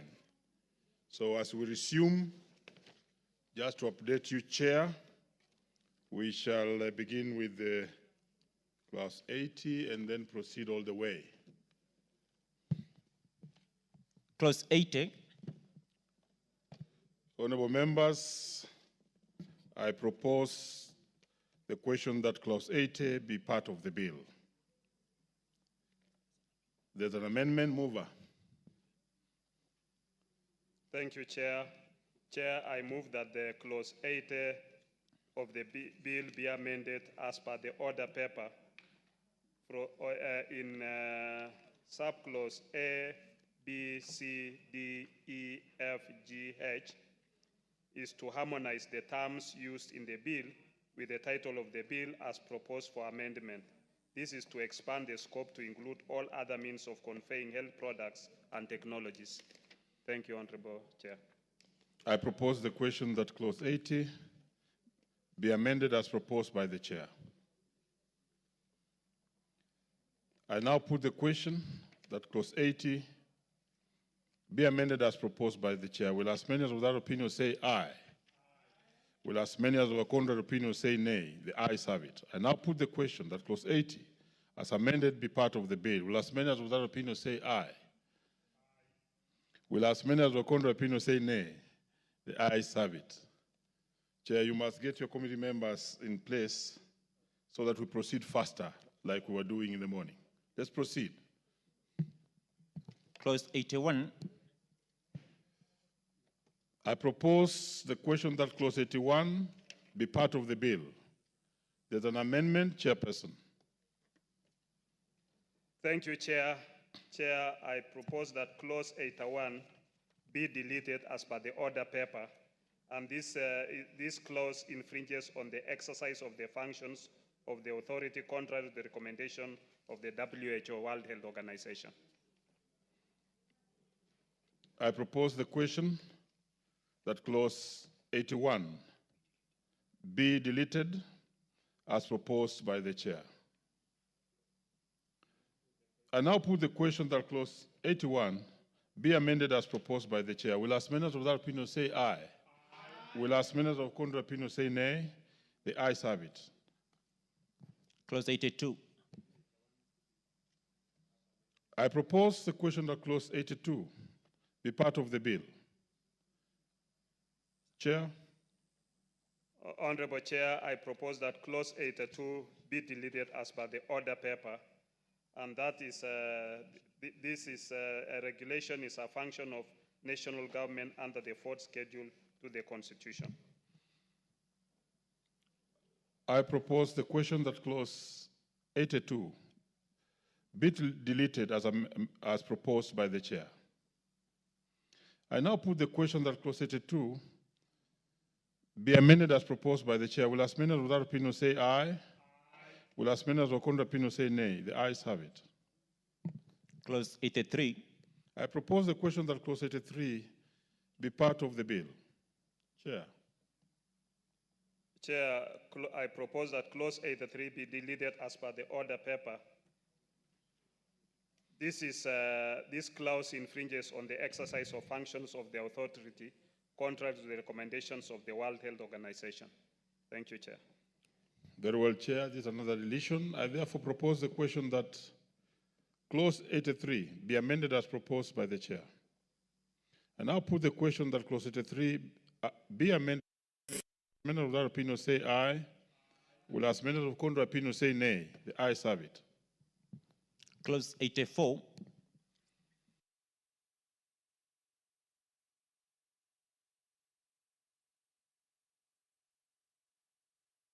And therefore, I'll proceed to put the question, which is that I put the question that clause 84 be part of the bill. Will as members of that opinion say aye? Will as members of a contrary opinion say nay? The ayes have it. Clause 85. I propose the question that clause 85 be part of the bill. Chair? Thank you, Chair. I propose that clause 85 be deleted by deleting the word article wherever it appears and substitute therefore the words health product or technology to harmonize the terms used in the bill with the title of the bill as proposed for amendment. Very well. I propose the question that clause 85 be amended as proposed by the Chair.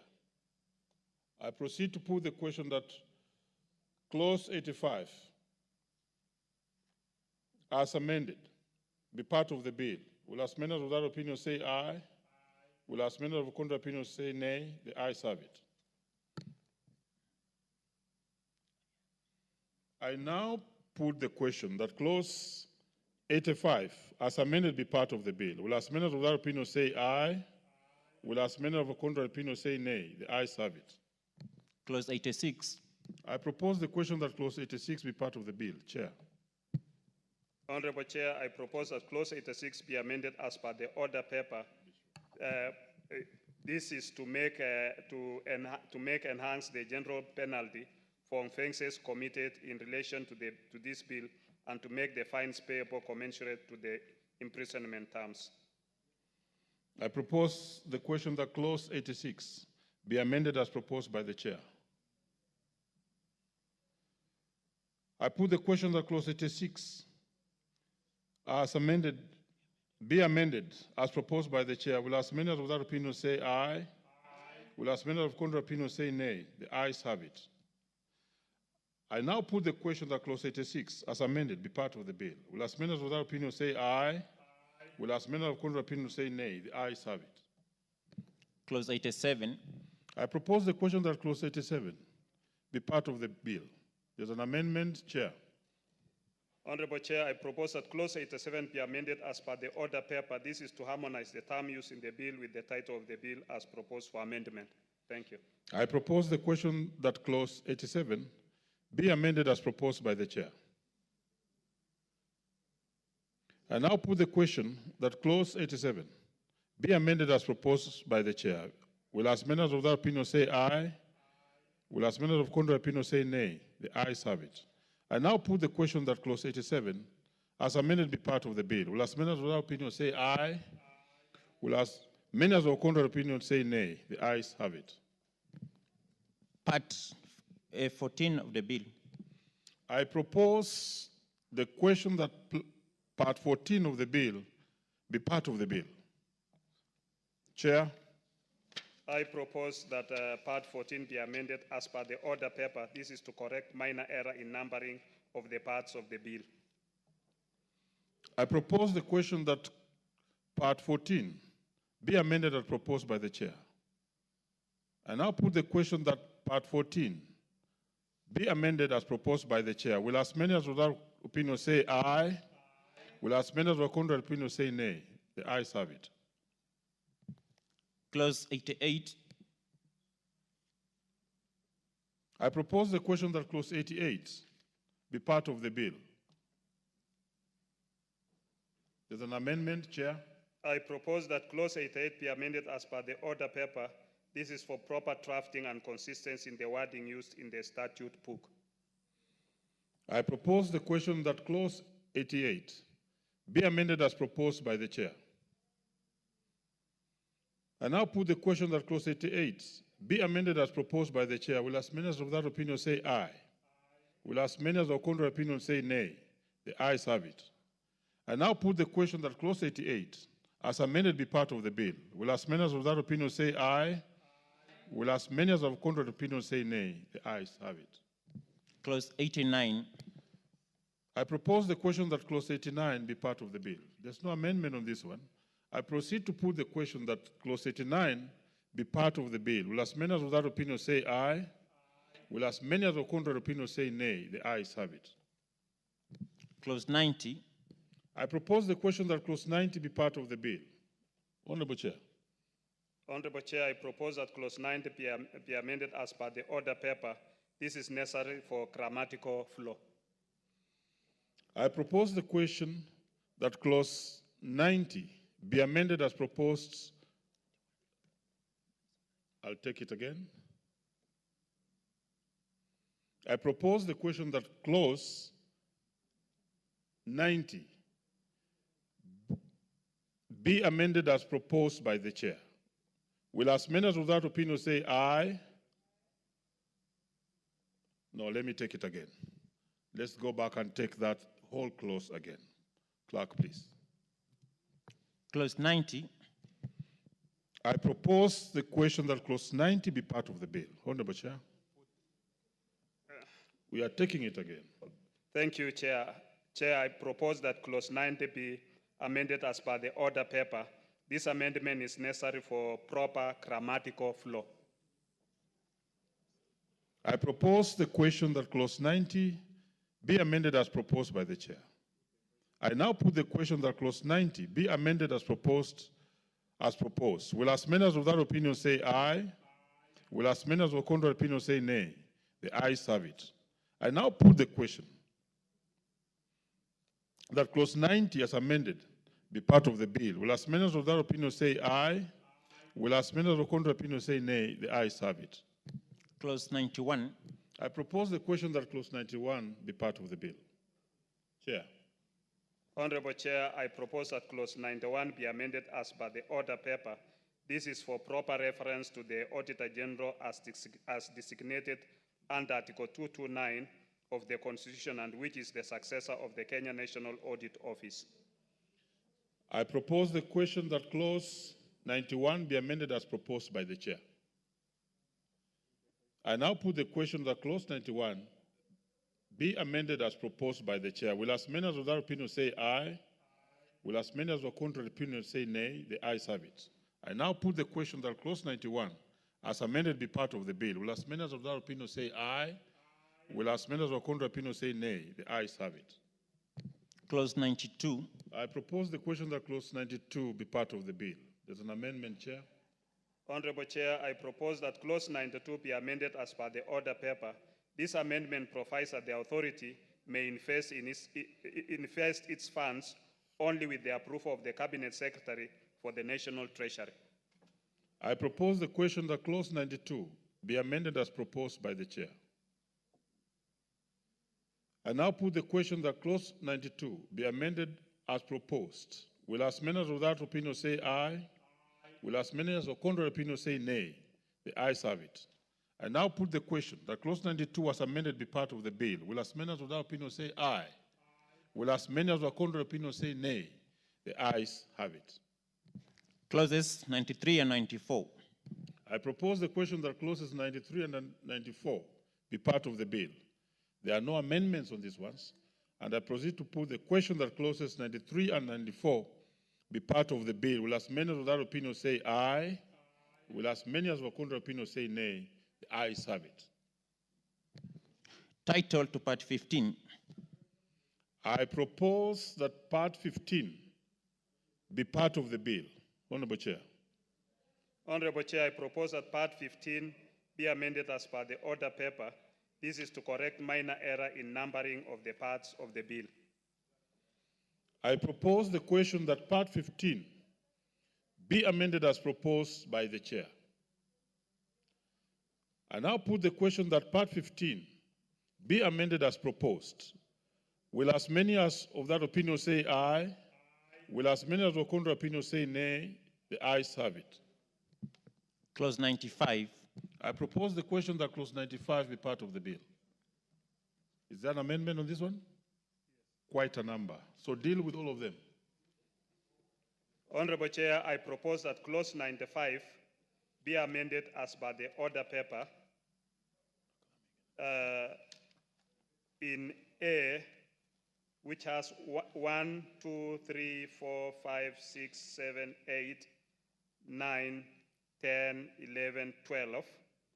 This is for inclusion in pharmaceutical technologies who are currently involved in the dispensing of medicines and medical devices pursuant to the Pharmacy and Poisons Act, Cap 244, and their scope of training. In 12,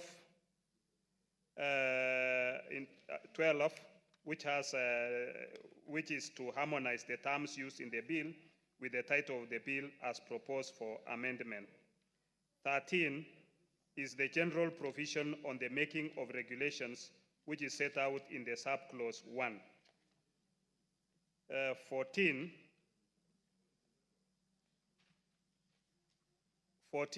which has A and B, is to provide for the making of regulations on licit use of narcotic and psychotropic substances, parallel importation of medicines, safety monitoring, pharmacovigilance, and post-market surveillance.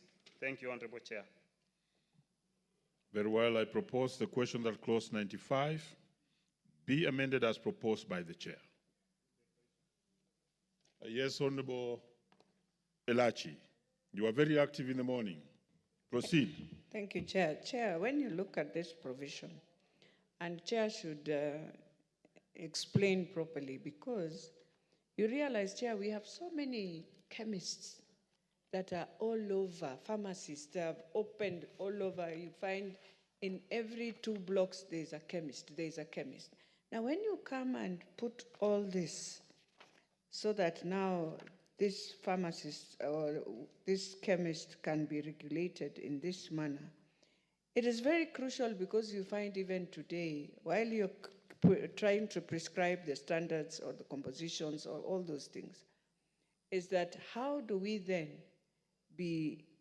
give assurance to the public that we have quality on some of the drugs that you find, and what measures are we giving some of these chemists where you only find 5 drugs in their chemist? You are wondering, is this really a chemist operating, or what quality are we and controls do we have when we give them all this, Mr. Chair? Chair, to just guide the country, because now when you do from number 1 to N, really, if you walk into those chemists also, you will wonder whether indeed this is a chemist that is prescribed to the law and to the controls and quality assurances that people want to see. Chair, remember we said in the morning that you have to speak both to the House and to the country about these amendments, because they are very important. Proceed. Thank you, Chair. Chair, when you look at this clause 95, it talks of many issues. Among them is compounding of health products and technologies and dispensing of health products and technologies, and by qualified personnel. It also, in this bill, it is providing for what we call pharmacovigilance and post-market surveillance. It is also providing for regulations on release of vaccines and other biological products imported and manufactured in Kenya. What it means is that these are going to be regulated so that you must be able to meet the internationally accepted standards, whether you are manufacturing locally or you are bringing it from outside. It also makes it necessary that you cannot be able, like when you go into some of the chemists, you might find that the people who are dispensing are not qualified. So in this bill, we are trying to make sure that we regulate who is that is dispensing and must be qualified, and must also be able to understand what product they are dispensing, whether it's a technology or whether it's a medicine or whether it's a vaccine. Thank you, Chair. Very well, and Honorable Lachi, remember, I believe you were here when the Deputy Speaker spoke on this, and this matter had been raised by the Honorable Dawood, in terms of achieving certain international standards so that these medicines drugs that will be manufactured in this country can then attract market outside and beyond Kenya. I hope that answers it. And therefore, let me put the question that clause 95 be amended as proposed. Will as many as of that opinion say aye? Will as many as of contrary opinion say nay? The ayes have it. I now put the question that clause 95 as amended be part of the bill. Will as many as of that opinion say aye? Will as many as of contrary opinion say nay? The ayes have it. Clause 96. I propose the question that clause 96 be part of the bill. Chair. Thank you, Chair. Chair, I propose that clause 96 be amended as per the order paper. In 96A, 1, 2, and B, this is to provide for the transition of both the Pharmacy and Poisons Board and the Board of Management of the National Quality Control Laboratory, as we are creating now a new board. In C, which has A, B, and B, this is to provide sufficient time, which will facilitate the conduct of extensive stakeholder participation on the regulation of pharmacy practice regulation. The amendment further seeks to ensure that the Pharmacy and Poisons Board shall continue to exist. Order, Honorable Chair. I think you moved faster than you should have. Had I proposed the question? Yes. I propose the question that clause 96. Oh, you're still moving. Yes. Proceed. Thank you, Chair. So in C, in subclause 3, which has A and B, is to provide sufficient time which will facilitate the conduct of extensive stakeholder participation on the regulation of pharmacy practice regulation. The amendment further seeks to ensure that the Pharmacy and Poisons Board shall continue to exist for a period of 2 years after the enactment of the bill for purposes of regulation of the pharmacy profession and pending the enactment of legislation by Parliament of a law to regulate the pharmacy profession. Thank you, Chair. Very well. I propose the question that clause 96 be amended as proposed by the Chair. I now put the question that clause 96 be amended as proposed. Will as many as of that opinion say aye? Will as many as of contrary opinion say nay? The ayes have it. I now put the question that clause 96 as amended be part of the bill. Will as many as of that opinion say aye? Will as many as of contrary opinion say nay? The ayes have it. Clause 97. I propose the question that clause 97 be part of the bill. Chair. Honorable Chair, I propose that clause 97 be amended as per the order paper. This is to prevent a lacuna in respect of a regulation of a pharmaceutical practice. Thank you, Chair. I propose the question that clause 97 be amended as proposed by the Chair. I now put the question that clause 97 be amended as proposed. Will as many as of that opinion say aye? Will as many as of contrary opinion say nay? The ayes have it. I now put the question that clause 97 as amended be part of the bill. Will as many as of that opinion say aye? Will as many as of contrary opinion say nay? The ayes have it. New clauses, new clause 27A.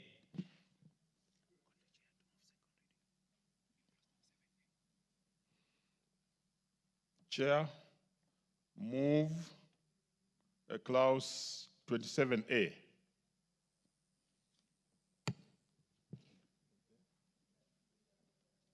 And remember, there's A, B, C, and D. We shall deal with them one by one. Yes. Honorable Chair, I move that new clause 27A be read a second time. Honorable Chair, this new clause 27A, a person who intends to import, manufacture, or sell a health product or technology shall apply to the authority for the registration of the health product or health technology in the prescribed form. 2, an applicant under subsection 1 shall specify the particulars of the person with appropriate knowledge of all aspects of the health product or health technology, who shall be responsible for all communication between the applicant and the authority in the declaration page of the application form. B, where the applicant is not a citizen of Kenya or is a company incorporated outside Kenya, appoint a local representative who shall be a citizen of Kenya, a person who is or has permanent residence, or a company incorporated in Kenya. And 3, the application made under subsection 1 shall be accompanied by A, proposed label for use on the health product or technology, B, a copy of the manufacturing license of the health product or technology where applicable, C, a copy of the good manufacturing practice certificate from the authority and the regulatory authority of the country where the health product or technology is manufactured, D, a copy of certificate of analysis from a quality control laboratory recognized by the authority where applicable, E, a copy of the marketing authorization or certificate of registration of the health product or technology from the regulatory authority of the country where the health product or technology is sold. F, the available data on the quality, safety, efficacy, and performance of the health product or technology submitted in a common technical dossier format. G, a sample of the health product or technology. H, proof of ownership of the site for the manufacture of the health product or technology where applicable. I, where the applicant is not a citizen of Kenya or is a company incorporated outside Kenya, a copy of the agreement appointing the local representative. J, where the application relates to a health product or technology which is registered with a foreign regulatory body, 1, a copy of certificate of registration, 2, professional information relating to the health product or technology, and 3, the conditions of the registration of the health product or technology. K, proof that the applicant holds a valid practicing license issued by the body responsible for the profession of pharmacy. 2, a valid wholesaler dealer's license issued in accordance with this act. 3, valid license to sell poisons issued in accordance with this act. Or 4, a valid manufacturing license issued in accordance with this act. And 5, proof of payment of the application fee is as prescribed by the authority. 4, an applicant shall notify the authority of any variation to the agreement appointing the local representative within the 2nd days of the variation. I move. Very well, Chair, and in future, because there are quite a number, you will also be summarizing them and speaking on them so that the members can understand. I now propose the question that the new clause 27A be now read a second time. I now put the question that the new clause 27A be now read a second time. Will as many as of that opinion say aye? Will as many as of contrary opinion say nay? The ayes have it. I propose the question that the new clause 27A be part of the bill. There being no debates, I now put the question that the new clause 27A be part of the bill. Will as many as of that opinion say aye? Will as many as of the contrary opinion say nay? The ayes have it. New clause 27B. Chair. Honorable Chair, I propose that new clause 27B be read a second time. This is in the authority shall consider the application made under section 27A and shall, if it is satisfied of the safety, efficacy, quality, performance, and economic value of the health product or technology, register the health product or technology and issue a certificate of registration in the prescribed form. 2, the authority may, while considering the application, approve the details as supplied by the applicant or approve it with such amendments as it may consider appropriate in respect of the following particulars as per the order paper as A, B, C, and C has 1, 2, 3, and 4, 5, 6, and then 3. When evaluating an application, the authority may subject a sample of the health product or technology to an evaluation by an analyst, and B, consider the evaluation report of the analyst that has evaluated the health product or technology. And 4, where the authority is not satisfied with the quality, safety, efficacy, performance, or economic value of the health product or technology, it may, after providing an opportunity to the applicant to be heard, reject the application and inform the applicant the reasons for rejecting in writing. I move. I propose the question that the new clause 27B be now read a second time. I now put the question that the new clause 27B be now read a second time. Will as many of that opinion say aye? Will as many of the contrary opinion say nay? The ayes have it. I propose the question that the new clause 27B be part of the bill. I now put the question that the new clause 27B be part of the bill. Will as many as of that opinion say aye? Will as many as of a contrary opinion say nay? The ayes have it. New clause 27C. Mover, and you can summarize. Honorable Chair, I move that new clause 27C be read a second time. This, the authority may, where it considers necessary to protect public health or in the event of a threat to life or health, issue a provisional certificate of registration for health product or technology. Chair, in the order paper, you have a person who intends to obtain the provisional certificate of registration for health product or technology under Section 1 shall apply to the authority in the prescribed form. And 3, where the applicant is not a citizen of Kenya or is a company incorporated outside Kenya, the applicant shall appoint a local representative who shall be a citizen of Kenya, a person who or has permanent residence, or a company incorporated in Kenya. And 4, an application under subsection 2 above shall be accompanied by documents indicated as A, B, C, and under C, which is talking about proof that the applicant holds 1, valid practicing license issued by the board responsible for the profession of pharmacy. 2, a valid wholesaler dealer's license issued in accordance with this act. 3, a valid license to sell health products or technologies issued in accordance with this act. 4, a valid manufacturing license issued in accordance with this act. And 5, proof of payment of the application fee as prescribed by the authority. And then we have 5, 6, 7, 8 as per the order paper. I propose the question that the new clause 27C be now read a second time.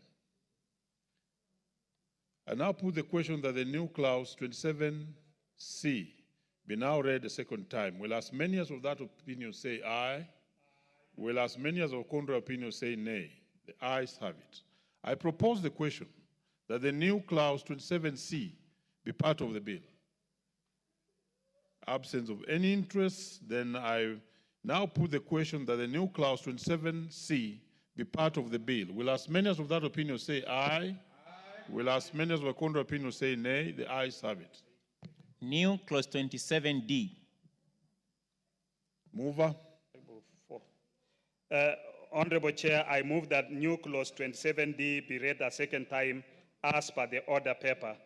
And this is to provide new clauses in the handling of applications of product licenses by the authority.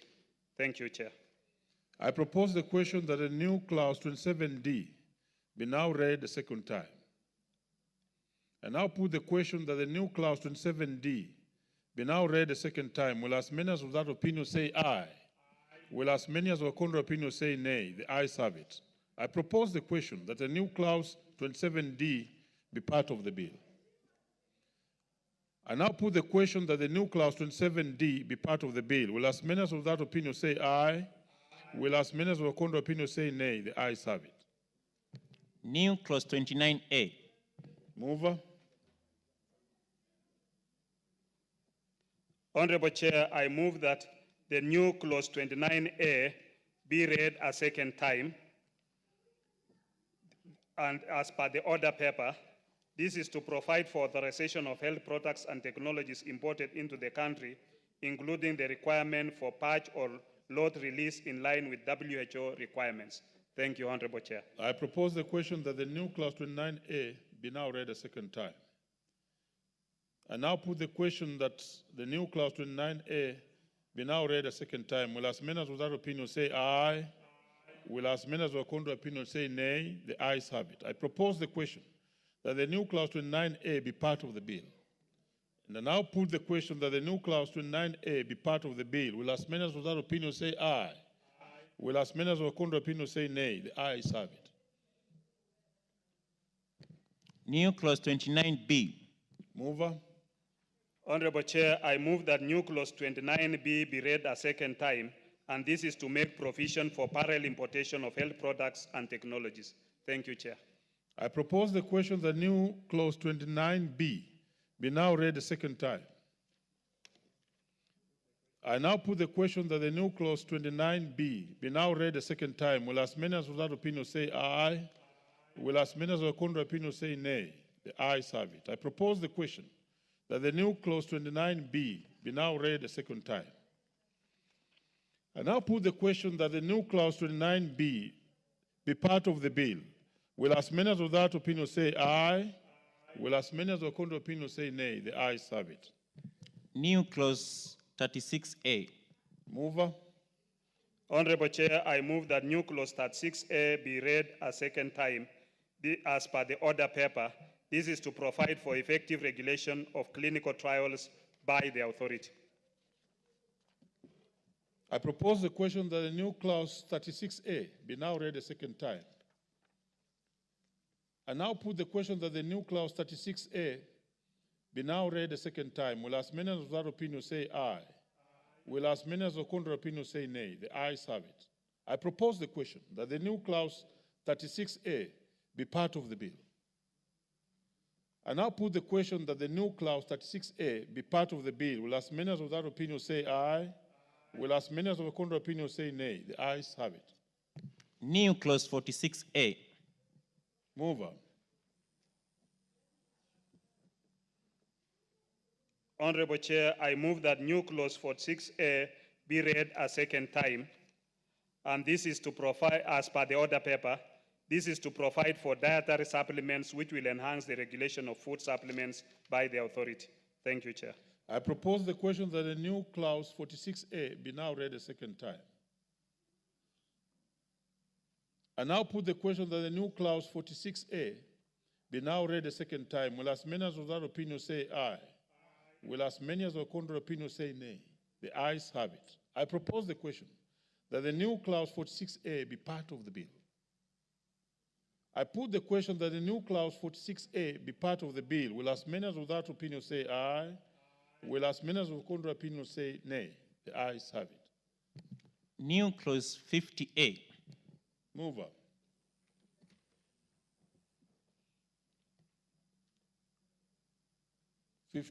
A on page 2932. Honorable Chair, I move that new clause 50A be read a second time as per the order paper, and this is to enhance transparency on the ingredients used in therapeutic cosmetics in line with the good manufacturing practices. I propose the question that new clause 50A be now read a second time. I now put the question that the new clause 50A be now read a second time. Will as many as without opinion say aye? Will as many as with contrary opinion say nay? The ayes have it. I propose the question that the new clause 50A be part of the bill. I now put the question that the new clause 50A be part of the bill. Will as many as without opinion say aye? Will as many as with contrary opinion say nay? The ayes have it. New clause 59A. Mover. Honorable Chair, I move that new clause 59A be read a second time as per the order paper. This is to make provision for the registration of establishments for medical devices. Thank you, Chair. I propose the question that the new clause 59A be now read a second time. I now put the question that the new clause 59A be now read a second time. Will as many of that opinion say aye? Aye. Will as many as of a contrary opinion say nay? The ayes have it. I propose the question that the new clause 59A be part of the bill. I now put the question that the new clause 59A be part of the bill. Will as many as of that opinion say aye? Will as many as of a contrary opinion say nay? The ayes have it. New clause 59B. So another new clause. Mover. Honorable Chair, I move that new clause 59B be read a second time as per the order paper, and this is to anchor the role of the authority in the regulation of pharmacovigilance in the country. Thank you, Chair. I propose the question that the new clause 59B be now read a second time. I now put the question that the new clause 59B be now read a second time. Will as many as of that opinion say aye? Will as many as of contrary opinion say nay? The ayes have it. I propose the question that the new clause 59B be part of the bill. I now put the question that the new clause 59B be part of the bill. Will as many as of that opinion say aye? Will as many as of contrary opinion say nay? The ayes have it. Schedules. First schedule. Honorable members, we move to schedules. And on the first schedule, there's no amendments. I therefore propose the question that the first schedule be the schedule of the bill. And because there's no amendment on this one, I put the question that the first schedule be part of the bill. Will as many as of that opinion say aye? Will as many as of the contrary opinion say nay? The ayes have it. Second schedule. I propose the question that second schedule be the schedule of the bill. There's an amendment. Mover. Thank you, Honorable Chair. I move that the second schedule of the bill be amended by deleting it. This is the chairperson, board members, and director general of the authority are not state officers and hence do not need to subscribe to an oath. Very well. I propose the question that the second schedule be amended as proposed by the chair. I now put the question that the second schedule be amended as proposed by the chair. Will as many as of that opinion say aye? Will as many as of the contrary opinion say nay? The ayes have it. I now put the question that the second schedule be amended, as amended, be part of the bill. Will as many as of that opinion say aye?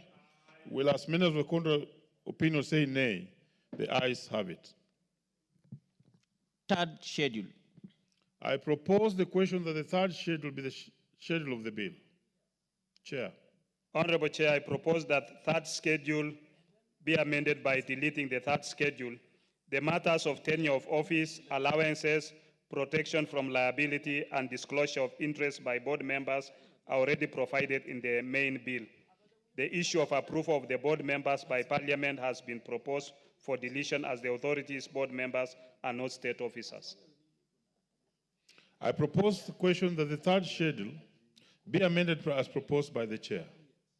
I now put the question that the third schedule be amended as proposed by the chair. Will as many as of that opinion say aye? Aye. Will as many as of the contrary opinion say nay? The ayes have it. I now put the question that the third schedule as amended be part of the bill. Will as many as of that opinion say aye? Will as many as of the contrary opinion say nay? The ayes have it. Fourth schedule. I propose the question that the fourth schedule be part of the bill. There's an amendment, Chair. Honorable Chair, I put that the third schedule be amended as per the order paper. And the fourth schedule be amended as per the order paper. This is by deleting it and substitute therefore the following new schedule. This is as per the order paper. The scientific advisory committees amended to take into account all aspects of health products and technologies and to delete the scientific advisory committees on food, which is outside the scope of the bill as amended. Very well. I propose the question that the fourth schedule be amended as proposed by the chair. I now put the question that the fourth schedule be amended as proposed. Will as many as of that opinion say aye? Will as many as of the contrary opinion say nay? The ayes have it. I now put the question that the fourth schedule as amended be part of the bill. Will as many as of that opinion say aye? Will as many as of the contrary opinion say nay? The ayes have it. Fifth and sixth schedule. I propose the question that the fifth and the sixth schedule be part of the bill. There are no amendments to this one, and therefore put the question that the fifth and the sixth schedule be part of the bill. Will as many as of that opinion say aye? Will as many as of the contrary opinion say nay? The ayes have it. Seventh schedule. I propose the question that the seventh schedule be part of the bill. Chair. Honorable Chair, I propose that the seventh schedule be amended as by the order paper. This is for proper cross-references of the Farmers and Poisons Act, Cap 244 and Clause 97 on repeals. The food is outside the purview of the bill. Thank you, Chair. Very well. I propose the question that the seventh schedule be amended as proposed by the chair. I now put the question that the seventh schedule be amended as proposed. Will as many as of that opinion say aye? Will as many as of the contrary opinion say nay? The ayes have it. I now put the question that the seventh schedule as amended be part of the bill. Will as many as of that opinion say aye? Will as many as of the contrary opinion say nay? The ayes have it. Clause 2. Very well, Clause 2. There were quite a number of amendments here, including the amendments by the Honorable Luoch Chair. You may have dealt with it during the winnowing. And therefore, I propose, is in the chamber, Honorable Luoch? Honorable Luoch not in the chamber. And therefore, his amendment stands dropped. I therefore propose the question that Clause 2 be part of the bill. Chair. And please move all the amendments, the whole, quite a number of them. Thank you, Chair. And honorable members, we were able to achieve this because of the winnowing process that was ordered by the Speaker. There were too many amendments here by both Honorable Luoch, Honorable Kaluma, Honorable Millie, who was here in the morning. She's back in the House. Yes, so the Chair, you may proceed. Thank you, Chair. Honorable Chair, I move that Clause 2 be amended as per the order paper in A, which has 1 and 2. This is for inclusion of dietary supplements, which are part of health products and technologies. In B, to ensure harmony with the title of the bill as proposed for amendment. In C, this is to exclude detergents which are used for cleaning inanimate objects and does not fall under the purview of the regulation of health products and technologies. In D, to correct minor typographical error. In E, is the current definition cross-references the Farmers and Poisons Act, Cap 244, which will be repealed as provided under Clause 97, and a new definition proposed. In F, for inclusion of dietary supplements which are part of health products and technologies. In G, H, and I, new definitions provided for these terms. These new definitions expand the scope to cover all aspects of the use of medical devices and medicinal substances in relation to health and to include herbal materials and herbal combinations. And J, for inclusion of dietary supplements which are part of health products and technologies. In K, the current definition is inadequate. The term is to be defined in the proposed pharmaceutical practice bill. In L, this is the Farmers and Poisons Act, Cap 244, provide that pharmaceutical technologies must be enrolled in the role established under this act. In M, the term is no longer used in the bill in line with the proposed amendment of Clause 43(1)(c). And in N, there is no schedule on scheduled substances. The Cabinet Secretary will publish the list of scheduled substances in the Gazette. And O, is the current definition defines cosmetics in general that are meant to provide the body with the appropriate aesthetics, texture, pH, color, and smell. It is not specific to special cosmetics. And in B,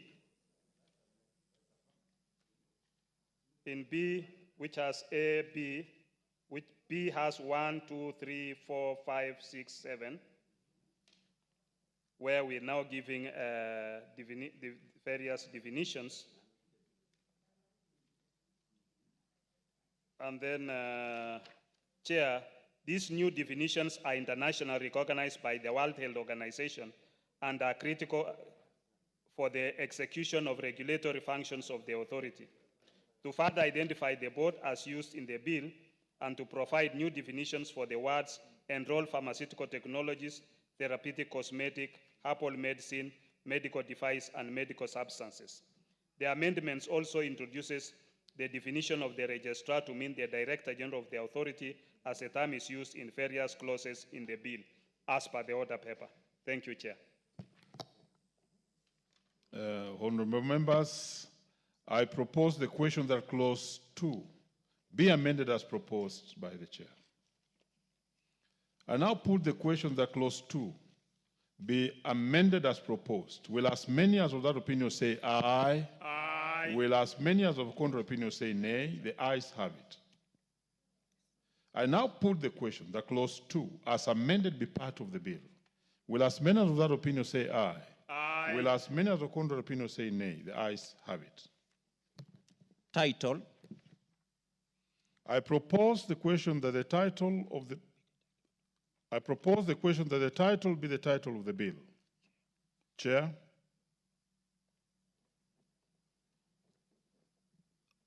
Honorable Chair, I propose that the long title be amended as per the order paper.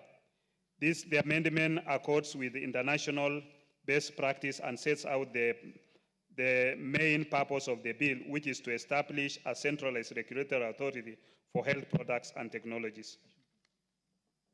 I propose the question that the title be amended as proposed by the chair.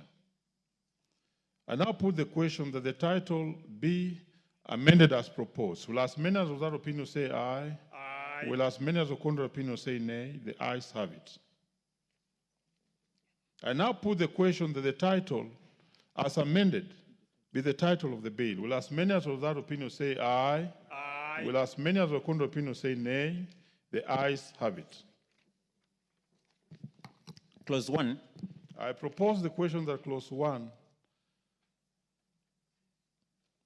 be part of the bill. And yes, there's an amendment, Chair. Yes. Honorable Chair, I propose that clause 1 be amended as per the order paper. In A, deleting the phrase Kenya Drugs Authority Act 2022 and substituting therefore the phrase Kenya Health Products and Technologies Regulatory Authority Act 2022. The amendment accords with international best practice and comprehensively covers the mandate of the proposed authority. And in B, deleting the words and commencement in the marginal note. This is to limit the marginal note to the content of clause 1, which only sets out the name of the bill. The clause does not make any provision as regards the commencement of the bill. Thank you, Honorable Chair. I propose the question that clause 1 be amended as proposed by the chair. I now put the question that clause 1 be amended as proposed. Will as many as of that opinion say aye? Will as many as of contrary opinion say nay? The ayes have it. I now put the question that clause 1 as amended be part of the bill. Will as many as of that opinion say aye? Will as many as of contrary opinion say nay? The ayes have it.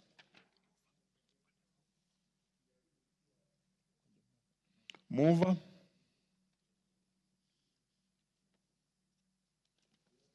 Honorable Chairperson, I beg to move that the committee do report to the House its consideration of the Kenya Drugs Authority Bill, National Assembly Bill number 54 of 2022, and its approval thereof with amendments.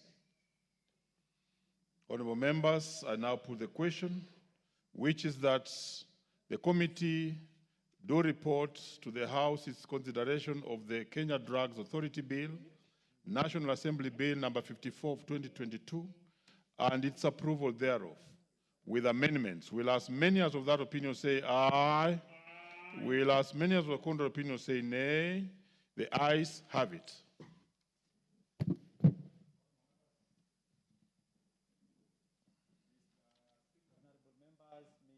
Mr. Speaker.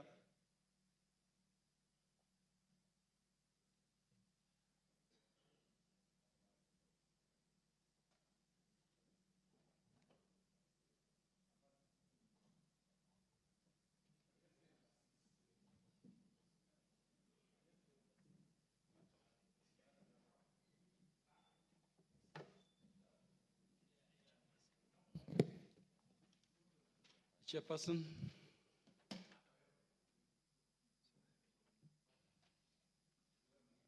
Very well, Honorable Speaker.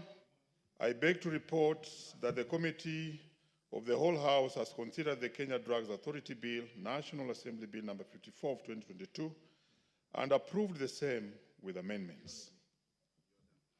The mover to move agreement with the report. Honorable Speaker, I beg to move that the House do agree with the committee in the said report. I also request Honorable Osoro, the majority whip, to second the motion for agreement with the report of the Committee of the Whole House. The Majority Whip.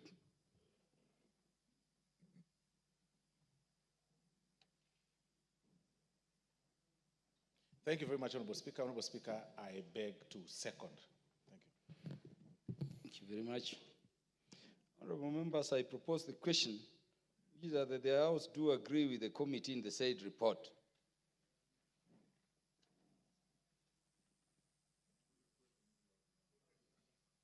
In the mood of the House that I put the question.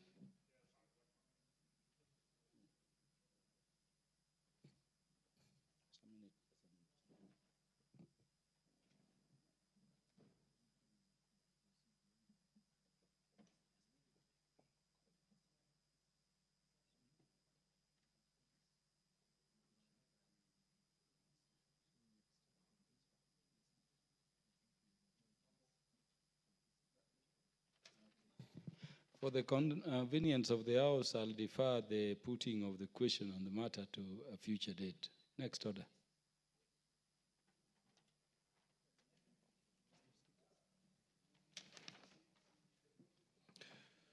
Order number 11, the Higher Education Loans Board Amendment Bill, National Assembly Bill number 58 of 2022. Resumption of debate.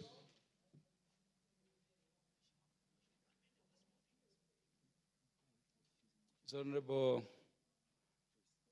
Joyce Kamene, the MP for Machakos County, in the House to move. We will step down that particular order to a future date when it will next be scheduled by the House Business Committee for consideration. Next order.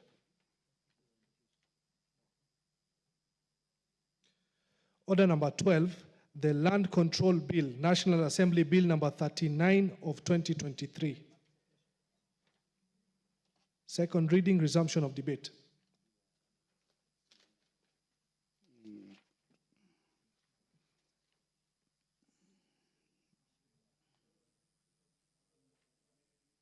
Land control, where is it? That's number. Ivo Bara was speaking. The Honorable Ivo Bara had a few minutes remaining to contribute to conclusion. So Honorable Ivo Bara in the House. I'm not seeing any interest.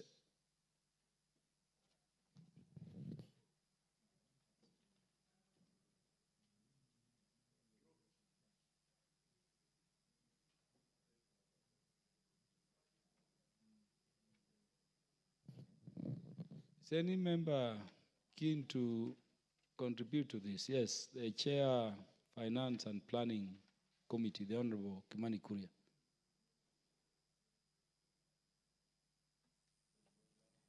You know, Honorable Speaker, one of the issues that we were discussing earlier on the absentee of members is, you know, you prepare for one bill only for it to be stepped down because the mover is not there.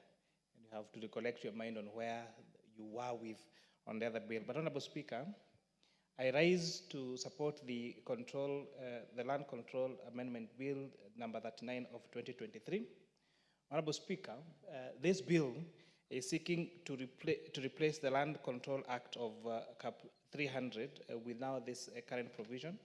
Honorable Speaker, one of the few things that I noted that are going to be very consequential in terms of this particular amendment is the change of the composition of the lands board committees at the constituency level.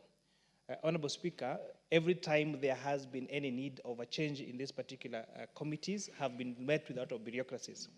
And I'm particularly impressed by, Honorable Speaker, by the inclusion of members of the private sector, not necessarily the appointees of government, in the appointment of these particular committees, for Honorable Speaker. I'm also very impressed on the new role that has been given by this particular amendment on giving now the lands controls committees at the constituency level the power to investigate any matters relating to fraud or any misallocation of land to individuals that may not be the ones that should be awarded this, according to this land, Honorable Speaker. If you check the data on our locals, and especially the lands court, the number of courts, the number of cases involving matters of land is immense.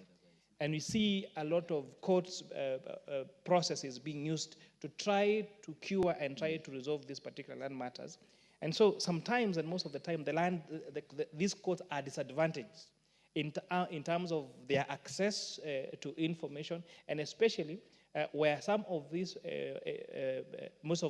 especially because most of the parcels of land in this country, Honorable Speaker, do not have valid title deeds.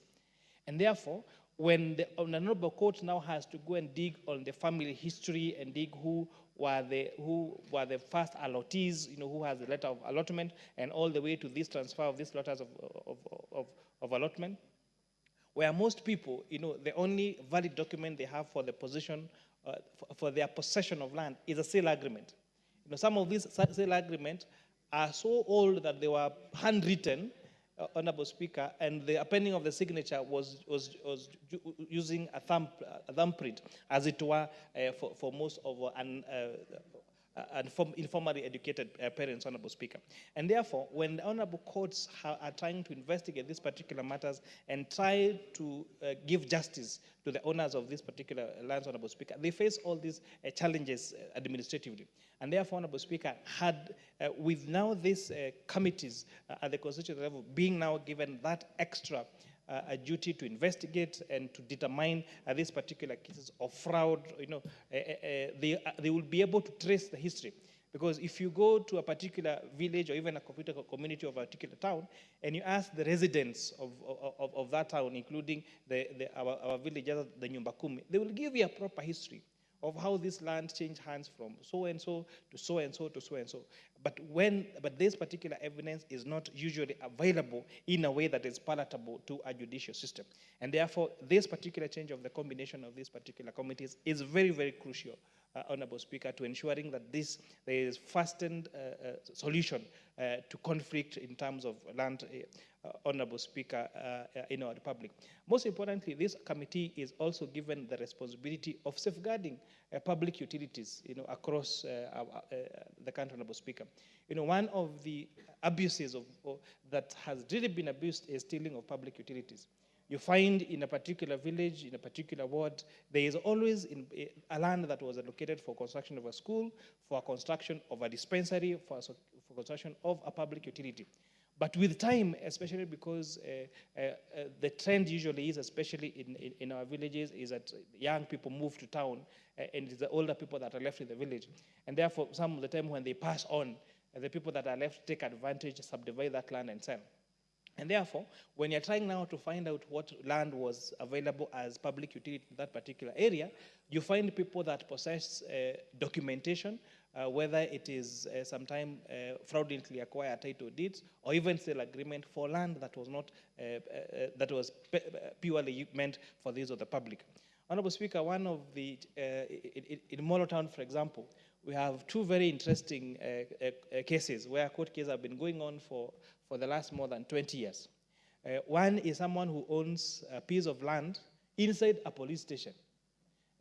And they actually live inside a police station in Molo Town, Honorable Speaker. Another one lives inside a school. We have another one who has land that is between, actually in the middle of a church compound. And they actually have been able to possess valid, whether valid or not, title deeds on this particular part of land, Honorable Speaker. And therefore, these cases have really dragged in court because of an availability of an alternative source of solving of that conflict. Because if these land committees at the constitutional level were given that mandate and that jurisdiction, Honorable Speaker, these are some of the cases that would be more fast-track, Honorable Speaker. The bill also, Honorable Speaker, proposes to digitize title deeds, Honorable Speaker, across the country. And digitization is the way to go, Honorable Speaker, I like the words of my colleague, Honorable KJ, who keeps telling us, it is no longer finance, it is fintech. It is no longer education, it is edutech. It is no longer medical, it's medtech, because we are moving everything that exists, all the services that you need that is available to mankind, to being technology-based. And even this, that's why even this house has had to even adopt, other technological means of whether it is receiving views from the public or how we conduct our meetings, Honorable Speaker. And therefore, this digitization of title deeds, I think, if memory serves me correctly, it started during when the Honorable Charity Ngilu was a minister for land. But it's interesting, since the time when the Charity Ngilu was the Minister for Finance, the process of digitization of our title deeds have never been fulfilled. And when such a process takes so long, your guess is as good as mine. There could be some technical officers somewhere who do not want to see the process of digitization of this particular process, Honorable Speaker. If we can digitize, our vehicles, if you see any vehicle on the road, by click of a button on a system, by use of a USSD code on a phone, you are able to tell who owns that particular vehicle. You are able to tell